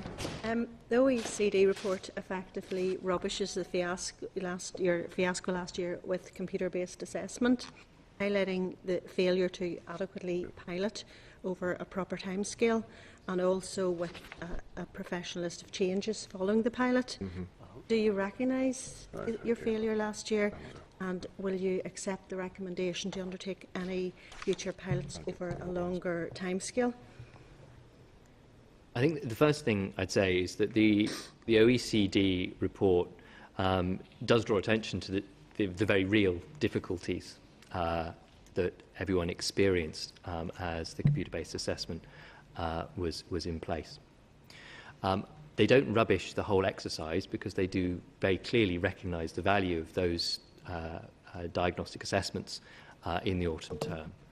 And I think the comments that the OECD make are along the lines, and I paraphrase, but I think it's fair paraphrase, that this is worth doing, therefore it's worth persisting with in some form, but make sure that it's done right. If it's done right. Why was such a short timescale adopted then for the pilot? Were you maybe overconfident of your ability? And Danny touched on this. Surely the department could learn from best practice from other countries who operate CBS successfully. So why was it such a short timescale? I think the timescales were approximately 18 months, and we did work with SIA in weighing up the risks that timescale meant in terms of working through all of the various requirements that schools feel that they need, and schools were involved in that process. So it was following a series of pilots that the Neil Indian assessments were made live in 2012. With the benefit of hindsight, I think we recognise that working more closely and over a longer period of time with schools on the fine detail of the questions that were being asked would have paid dividends, and I think we would accept that, having learned from that experience, we would want to take longer over the detail of the assessments and what they provide, and not just in terms of the questions themselves, but in terms of the reports and the use to which those reports can be put within the school, and how closely aligned those can be to other assessments that schools perhaps are more familiar with. Can I ask a supplementary? Vice Chair. The OECD report highlighted also that there is a lack of any official means of communication with parents, unlike those in other places with other OECD countries. Do the department plan to take up the recommendation to establish a consultation platform for parents? And how soon could you have an official channel of communication in place? Because that's vital. That was so lacking. So do you plan to do that? Well, firstly, we're not in a position to say that the department is taking a particular position on any individual recommendation, because we need to engage with stakeholders over all the recommendations. I think the point made about the engagement with parents is a very valuable and important one, one that is certainly clearly registered in the department, and it's not the first time that it's been observed, because we are aware of other education systems where a stakeholder group or a stakeholder representation of the parental voice in some way has been demonstrably valuable, and we are aware of that. So how can you ensure then that all parents who want to make a contribution can? How would you establish that? I think we've endeavoured to do that, as you'll know from our update last week on GCSE levels. We went to the point of engaging parents through Parenting NI and using them as a means to engage with parents which would otherwise perhaps not have been there, and we saw that as an important part of building in the parental voice through and taking on board their views of the assessment and qualifications offered at Key Stage 4 and Key Stage 5, for example. So that work does happen and does work across the department at various levels, but I accept that we need to continue to do that across a range of policy areas, and I'm happy to take that on board in terms of how CBA and other parts of assessment might be taken forward. Thank you. Thanks, Chair. Okay, thank you. Sean? Thanks, Chair, and you're welcome. Thank you. I suppose, if you think the purpose of education here is to equip our young people for the world of work and so on, and my background, I tend to look at the tables. And if we look at any of those tables from 2, 3, 4, 5, whatever, generally we're not doing as well as the Republic or Scotland or England. It's only a general thing. So our young people are at a disadvantage in terms of competing for jobs, compared particularly with those regions. And the tail we're getting as well in many of those is quite significant in maths, in science, and in reading. So how are you going to address this? And I'm just conscious when I compare education here as opposed to education in the Republic of Ireland. Teachers would say here they've been on a roundabout of change this last 20 or 30 years, and there hasn't been so much change in the Republic. In terms of curriculum review, particularly of our primary curriculum, what lessons would you take out of that PISA report? I think there are a couple of points that it's worth making, and I'm not raising these as excuses, but as analysis. If you recall from the Timms and Pearls evidence, where the evidence at primary level was that Northern Ireland's children were performing very well indeed. And then we have PISA results which show that in actual fact at 15, compared on an international scale, relatively average. There are a number of reasons why that might be. One significant element is that the revised curriculum, the children who sat the Timms and Pearls tests, they were the first cohort to go through entirely under the revised curriculum. The 15-year-olds who sat these PISA tests, part of their school career would have been within that revised curriculum, and it's worth making the point that the revised curriculum is very strong on the skills, which are what PISA is testing to a large degree. What PISA tells us next time, when the young people sitting those tests would have had more of their school career within that revised curriculum, will be very interesting indeed. I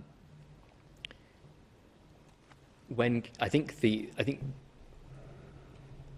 OECD would recognise in our curriculum, and I've heard commentators from OECD pointing at our curriculum as a good example of a curriculum which is very strong on skills and balances knowledge, skills and understanding very carefully. That's exactly the kind of educational reform which takes quite a long time to play out, and I would expect it to take some time to play out. In terms of comparing to other jurisdictions and other education systems nearby, enormously valuable to do that. Some very significant challenges that we take up from looking at the figures in that way. As contact with officials in the DES in Dublin would show that they are as interested in our TIMS and PEARLS results as in primary schools as we are in their PISA results, and there's to be some valuable engagement for us to understand their analysis of their success this time, in comparison to actually quite a modest performance last time, and in comparison to the relative stability of our performance this time as compared to last.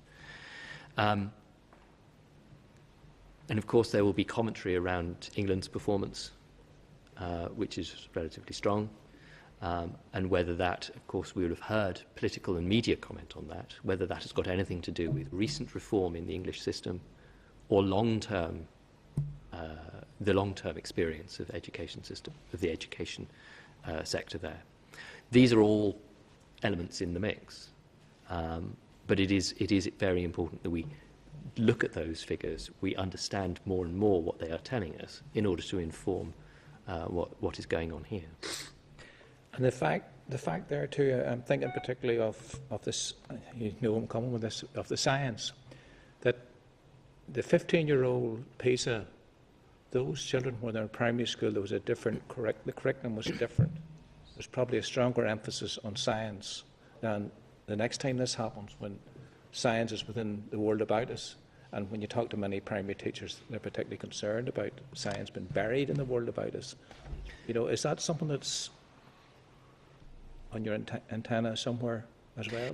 There are a couple of messages that we're getting about science. One of them actually is, in a way, the positive message coming out of the same situation. That in actual fact, the experience of science education in post-primary school is positive. And it isn't necessary for the same degree of emphasis in science to be present in primary school for science education in post-primary school to be engaging, enjoyable, to be challenging, to be stimulating, and actually to inspire children to attain in science. We're getting that message as well. So we need to hear both messages about the place of science. But would you share the concerns of the likes of the Association of Science Education? Specifically? Was to do with primary science. I haven't seen the specific points that they are making. As I say, if they are making the point that there isn't enough primary science, but we're also hearing that there is quite enough primary science, and actually it doesn't necessarily impact upon the long-term outcomes in science education, then we need to take both of those on board. Thank you. And my other point really is in terms of self-evaluation, the OECD report, it talks about, you know, self-evaluation not being well enough embedded. And it also talks about the demise of CAS and the fact that that had. And the last point I really want you to comment on is the role of ATI in terms of their inspectorate role and support role. Those things are flagged up in the OCD. Well, as I say, I wouldn't want to set out a departmental position arising from the points made by OECD. I think OECD's observations around the role of inspection and the inspectorate in its wider role have got to inform the way in which inspection is taken forward. I think the observations about the need for support to the teaching profession, and the observation about CAS, which I don't think anyone is going to deny, is not the ideal position to have a service which is wound down to such a degree. But we are conscious that there needs to be a support function, and there are support functions already in existence. that need to be operating in concert with one another so that there is an understanding of the relative and respective roles. But it is not a sphere which is, it's not an area that has finally come to rest in its final form. I think that's a fair comment. Thank you. I think there are examples as well of where the ETI are providing, support like that, because if you take their themed studies where they can feed back into the system, the principals conferences, which are very popular amongst principals to come to, and they run like workshops attached to that where they showcase best practice, and then like the recent best practice in literacy and numeracy, where they fed back into the system and brought. Yeah, I would hear very positive comments about the special education conferences that we do as well. Yes, yeah, no, it is. It's good feed. Thank you. Thanks. Thank you. Thanks, Sean. Pat. Yeah, just touching on some of the points that Sean made in terms of comparative analysis with other jurisdictions. Does the OECD provide any information on that? Is there anything glaring that jumps out in terms of the difference in the systems here, for example, and the Chinese systems, or between here and the south? I'd make the distinction between what PISA is telling us and what the OECD study of the evaluation assessment framework is saying. I think PISA, because it is based on the same tests being used in all the different across the world, then comparison is possible to a degree, and caveated very carefully that there are reasons why different education systems perform differently in different ways at different times. The PISA report contains a lot of data, and there is a lot more data that can always be accessed to understand right down to a great degree of granularity in that, and that will always repay study. The OECD report on evaluation and assessment, there is, as it were, a big report looking at all the countries and education systems that were reviewed, or either visited or reviewed just on paper. But what OECD is doing is it's generalizing from such a huge range of different ways of doing things that there isn't very much of, look at what this system is doing, you should be looking at doing something like it. Rather, they're saying, we look at a lot of systems. We recognize at a very high level some general patterns of good practice. Now look at that pattern of good practice and look what you're actually doing.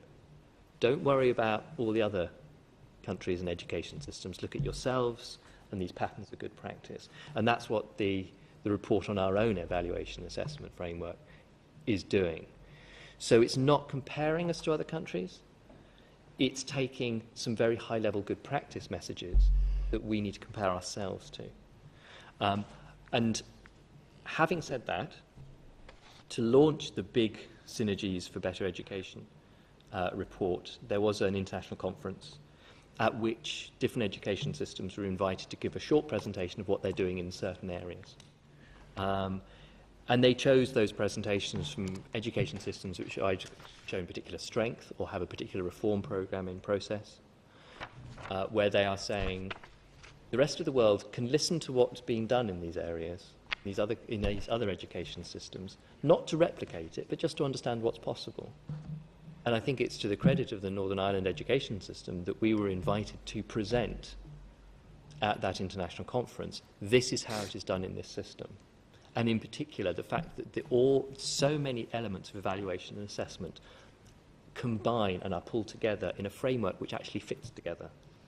And that was something that OECD said other countries need to see what is possible to ensure that system evaluation and school evaluation and pupil appraisal and teacher appraisal, leadership appraisal, all fit together in some way.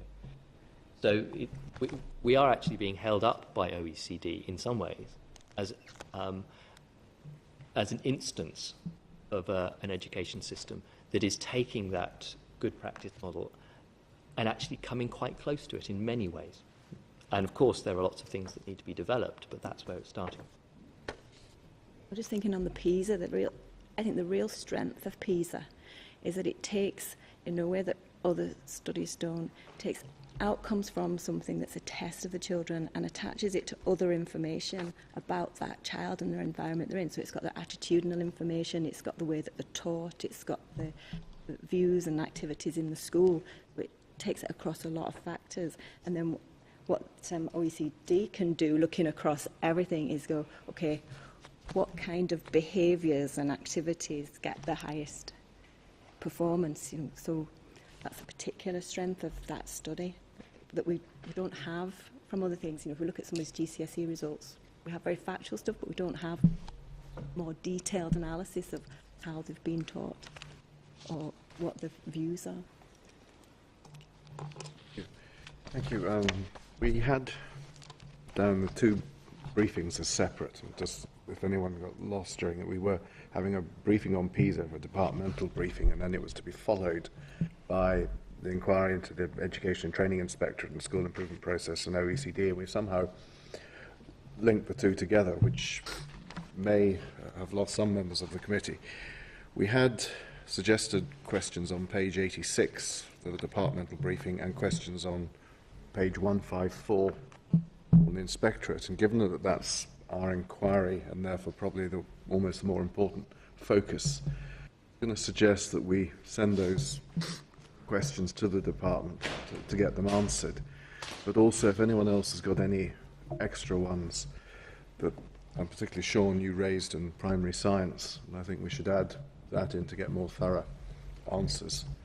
But I'm concerned. You're talking then of all the things that we're doing well, which is great.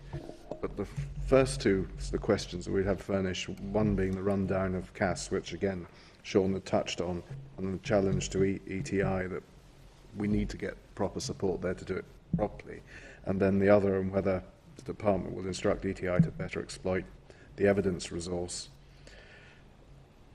There's so much in there, and I do think we should be focusing on the things we're not doing well either. And I go back to your point at the beginning, I'm glad you're going to talk more widely, but what are the recommendations that are going to come out of sort of what you've been saying today? Well, I think the critical point from sort of the conclusions of the OECD report is by taking these different themes, the system evaluation, school evaluation, pupil assessment, leader and teacher appraisal, we're actually posed a challenge to look at a lot of streams of work that are already going on and looking at them in a way that makes the connection between them and doesn't weaken the bonds within a framework of evaluation and assessment.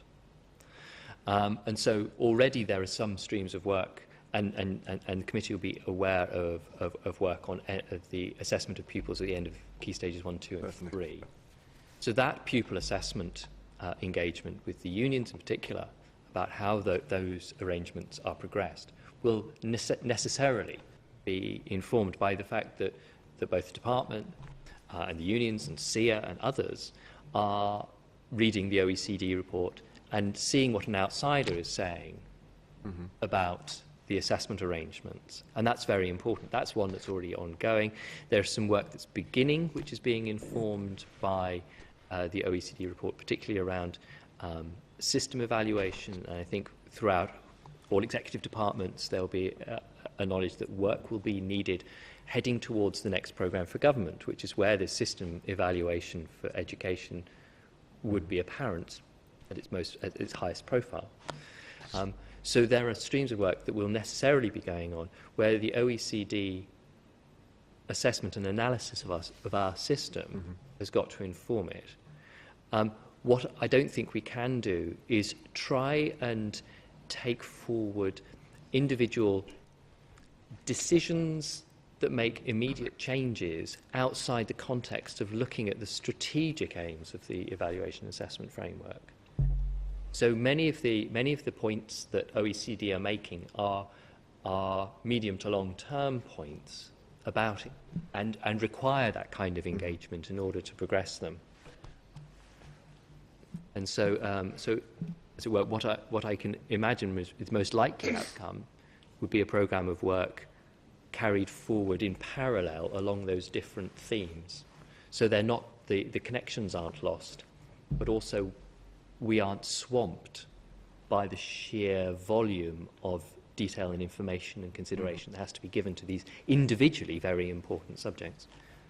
Given that we're in the middle of an inquiry, it's a rather important inquiry. It's the end of March. We need really to see recommendations that come out of the report that can help us with the inquiry.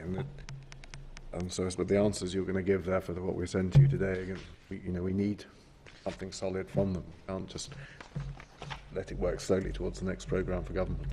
Well, it may be that the questions you're raising do admit of an immediate answer, in which case, if there's an immediate answer, then that answer can be given. Okay, well, Joanne. Thank you, Chair. There's a couple of questions I wanted to ask on PISA.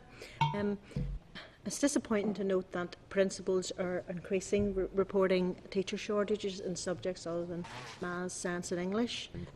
What do you put this down to? And can I ask, how do you plan to tackle this issue in the future? Because we certainly don't want to end up with staffing gaps, especially as teachers begin to retire and need replacement. I'm afraid I'm not in a position to answer questions about levels of, available teachers. No, but the concerns, obviously PISA has highlighted, principals are reporting shortages. Just what do you plan to do? Even, could you give us any inkling? Do you plan to do anything? Or I'm sorry, I couldn't speak for those business areas that are looking at the number of teachers. Maybe ask then through the committee to have an answer to that. Okay, I think we can. Thank you. Okay. My other question, hopefully you can answer that then too. Why did, and Danny, the Chair touched on this earlier, why did the questionnaire conclude that more principals here than the rest of the UK were reporting inadequate buildings, school grounds, computers and internet connection? I'll try and answer that. That was actually quite different to what happened in Pearls and Thames as well with the primary schools. So, they've been quite positive about those things, whereas when it came to resources with the post-primary, they were less positive. Now, it may be a fact of the buildings. I don't know about that in relation to that. In relation to the computing, that's, I think what the point David made earlier is important about context, because relative to other countries, our schools have very good facilities within the schools, internet access and access to computers. But it could be that it's where they're coming from. Maybe they want access to a different kind of technology. Maybe it's looking to iPads or something else. It's just what your starting point is and what you've got in mind as to what you would like to have as well. But we need to look at more. I'm not sure whether necessarily the evidence from the PISA review actually will give us the detail of why they answered the way they answered. Mm-hmm. We can apply some good sense to those figures, and one of which, as Karen has said, is compared to other education systems, we have remarkably good computer system provision and an expectation that it's used. Of course, if you provide a good computer system and an expectation that is used, then the schools will continually want more because it is valuable. And obviously, if it's demonstrably valuable, schools will want more. And therefore, an expectation that there could be more and a degree of dissatisfaction is in many ways a positive thing, because schools want to have more access and use it more because they've already discovered and established the value of what they have got. And I mean, simply on an anecdotal level, I've also heard that from principals who will say, yes, C2K is fine, but I could do with it to do this and this and this. Now, elsewhere in the world, they look at C2K and say, that is an extraordinarily impressive system. I was particularly concerned about inadequate buildings, and I raised recently a constituency issue regarding inadequate facilities at Craigavon Senior High School with the SALB, and was told that they didn't view as this as having a major impact on academic attainment. So I'd be interested to hear, would the department share this view? And surely better facilities can only improve the pupil experience. I think that's right. Just an anecdotal side of this, I once read a report that said that they've highest outcomes were in the most crowded schools with the poorest schools, and it was related to the nature of the schools. The schools were selective schools that were older buildings and full. So there was something else that was behind it, in terms of outcomes. But no, I do appreciate the point that... There's a danger here that we're going away thinking everything's great and fine. No. No, good. Okay. Well, yeah, I think the fact that your questions are coming out of the survey of principals and their experience, and I think also the surveys of pupils and the surveys of teachers, those are enormously interesting surveys. They're telling us a lot about what the experience of schools actually is, and it's telling us, in particular, how very different some elements of our education system can be compared to others, compared to the average, for example. Or, actually, that in line with outcomes, we may, in some areas, be very like, the average. So those results from the surveys will always merit reference back to those figures in order to inform us more. I think, just finally, Chair, I just think it would be cold comfort for Craigavon Senior High School, who are long since past waiting on a new bill that Karen's comment has. What was the highest achievement in crowded schools? I think I read that. No, it was a paper I'd read, which just seemed at odds with what you'd have expected, as you said. We could all draw out lots of schools in our own areas. Sean. Thanks, Chair. And it's related to the point I made earlier too. And when I was just thinking there back to the ETI report in the past, it talked about the issues in terms of satisfactory, in terms of school leadership. And I saw somewhere in all that paper, somewhere also that in terms of the principal active classroom visits, that the percentage in Northern Ireland was much lower than it was in England. And when I go back to the school self-evaluation, does the department agree with the recommendation of OECD for a common reference for school leadership appraisal? And related to that, are there any plans, because, being in that role myself in the past, a school leader, school principal is a very, very lonely position. Is there any plans for written branch look at the support that head teachers get beyond PQH and things like this? Given the cast you have in front of you from the department, there may be others who are better able to answer particular questions around school leadership and the professional development for school leadership. It's an area that the department is very conscious of its importance, because I think it's fair to say it's been demonstrated it's almost impossible for a school to perform at the highest level if it doesn't have fine leadership, and therefore the importance of leadership. And I know that the Strategic Forum, which is made up of both unions and employers, as well as other stakeholders, have had a work stream looking at leadership specifically, and that is being taken forward. It is part of the department's focus. I couldn't comment on any specific issues, but I'd also go back to, again, I may be drawing on this well of anecdote for a long time, but visiting the area learning communities which we would meet with the principals group. The views coming out of those meetings were that there is very clearly value in the formal structures that RTU is providing and so on, but there is clearly value in the, relatively speaking, informal structures of meeting on an area basis, of seeing the practice of other schools, even to the point of just sharing the trials and tribulations that head teachers are facing at any given time. Whether there is more mileage both in developing the formal structures of leadership, of providing, leadership development, but also seeing the value and seeing what can be done in terms of those less formal structures in which leadership can develop. I think those areas both will need to be considered.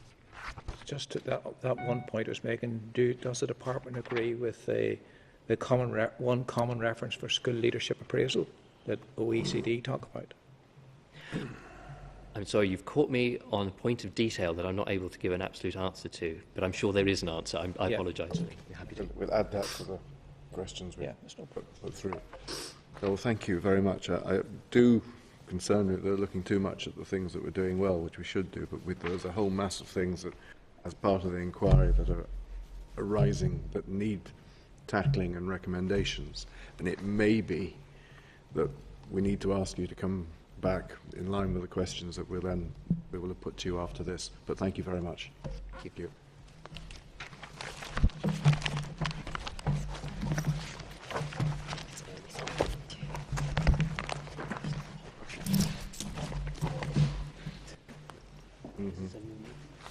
Yeah.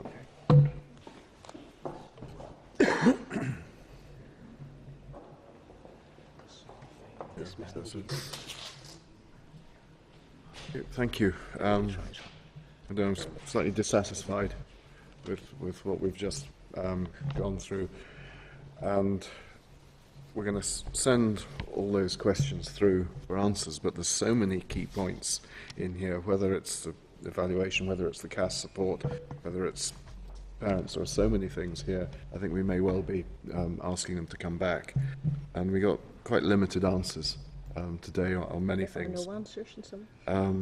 And again, slightly surprised by the benefits of a crowded school that was made as a comment. I'm shocked with that one. I think we may well have to revisit this.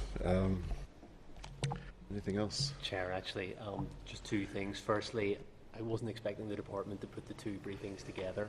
Secondly, I do have to put my hands up. The clerk messed up, and I'll have to speak to officials and make it clear.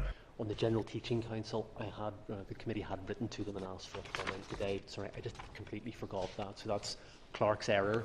But in terms of putting the two briefings together, wasn't expecting that. There's tons of information in both, and either of them would have been quite interesting, particularly the OECD report. That's a 200-page epic with loads of things that it said about the department, so wasn't expecting those all to be run together.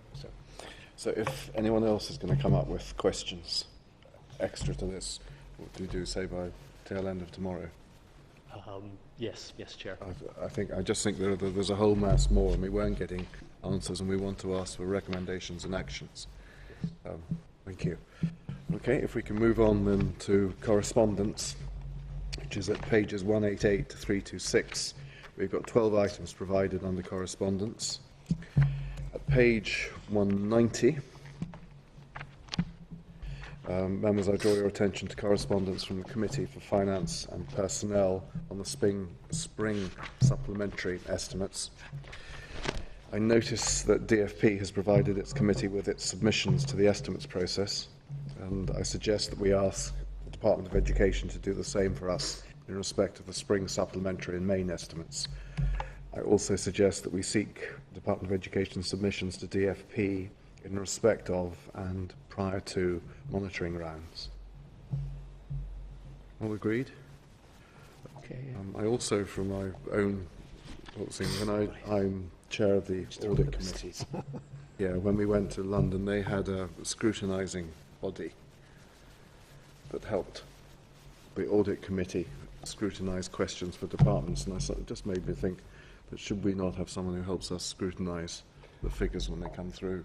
We do actually, Chair. There's a financial scrutiny unit within Assembly Research, and that's actually where that little question. Okay, good. Okay, very good. So they've done it. Okay. Party staff actually, and for Secretariat staff as well. Okay. Recently. Thank you. Then page 209. At page 209, you'll find a call for evidence in terms of reference for the Department of Education review of home-to-school transport. And I suggest that we write to the Department seeking a briefing on the findings of the review when available. I also suggest that we seek clarification on whether the review is intended to address or reduce the relatively large numbers of pupils that travel, for example, to Belfast from the North Eastern Education Library Board and other board areas, or to address inflexibility associated with sessional tickets and consider linking payments to TransLink to actual pupil use, or to consider the relevant PEDU action plan recommendations, and to consider the pilot project, the pilot transport sharing arrangements in Dungannon. Agreed? Okay. Pages 234 to 247, draw your attention to the correspondence at pages 234 to 247 regarding a meeting of the Joint Consultative Forum. This group meets once a quarter, but unfortunately the dates always clash with our committee meetings. However, there are a number of interesting items in the minutes of the previous meeting, and I suggest that we write to the North Eastern Education Library Board and seek an explanation of the reference to the Department of Education not helping the ELBs to balance their books in 2013-14, and the development of a new teacher redundancy package for August 2014. Agreed? Yeah. Then page 248. Members, at page 248, you'll see the Department's response to queries raised by the committee regarding support for pupils with learning difficulties, their parents, carers and schools, and regarding careers advice provided to a pupil with learning difficulties. Members, the Department has provided a very lengthy response. I suggest that we seek an oral briefing from the Department in respect of these issues. Agreed? Yeah. Thanks, Robert. Page 262. Members, at page 262 you'll see the Department's written brief on EU funding. This makes quite a lot of reference to the work of the British Council. We also considered a paper last week from this organisation. I propose that we invite the British Council to give us an oral briefing on its work. Agreed? Yep. Thank you. Members, I suggest we dispose of the other correspondence as per the covering sheet on pages 188 to 189. Agreed? Yeah. Okay, Chair, can I just raise, is there any concerns around the Bloomfield, correspondence around Bloomfield Collegiate there? Obviously an important school in the east of the city, and its transfer quality status. Page 257. Sorry. That's okay.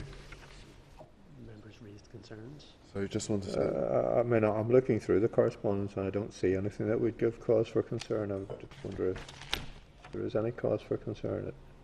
Why was it raised? I didn't... Bloomfield Collegiate, as a member indicated, applied to the department to change from being a voluntary grammar to control. Yeah. Press, there were reports that this was around it. Yes, yeah. And if you look at the... Doesn't appear to be. Yeah. So it's basically making a statement that doesn't seem to be anything. Yeah, well, I mean, outside of that correspondence, I'm not aware of anything else. No, that's fine. Okay, Chair. Okay, anything else that anyone else wants to raise? Okay, if we can move on to the forward work programme. Members, the draft forward work programme is at pages 327 to 331. Committee staff circulated an email last week advising that an informal briefing with Dr. Pasi Sahlberg has now been arranged for Tuesday the 25th of February in the Europa Hotel between 8 p.m. and 9 p.m. Thank you to those who have already indicated they're able to attend. And I'd be grateful if others could indicate their availability to the clerk as soon as possible.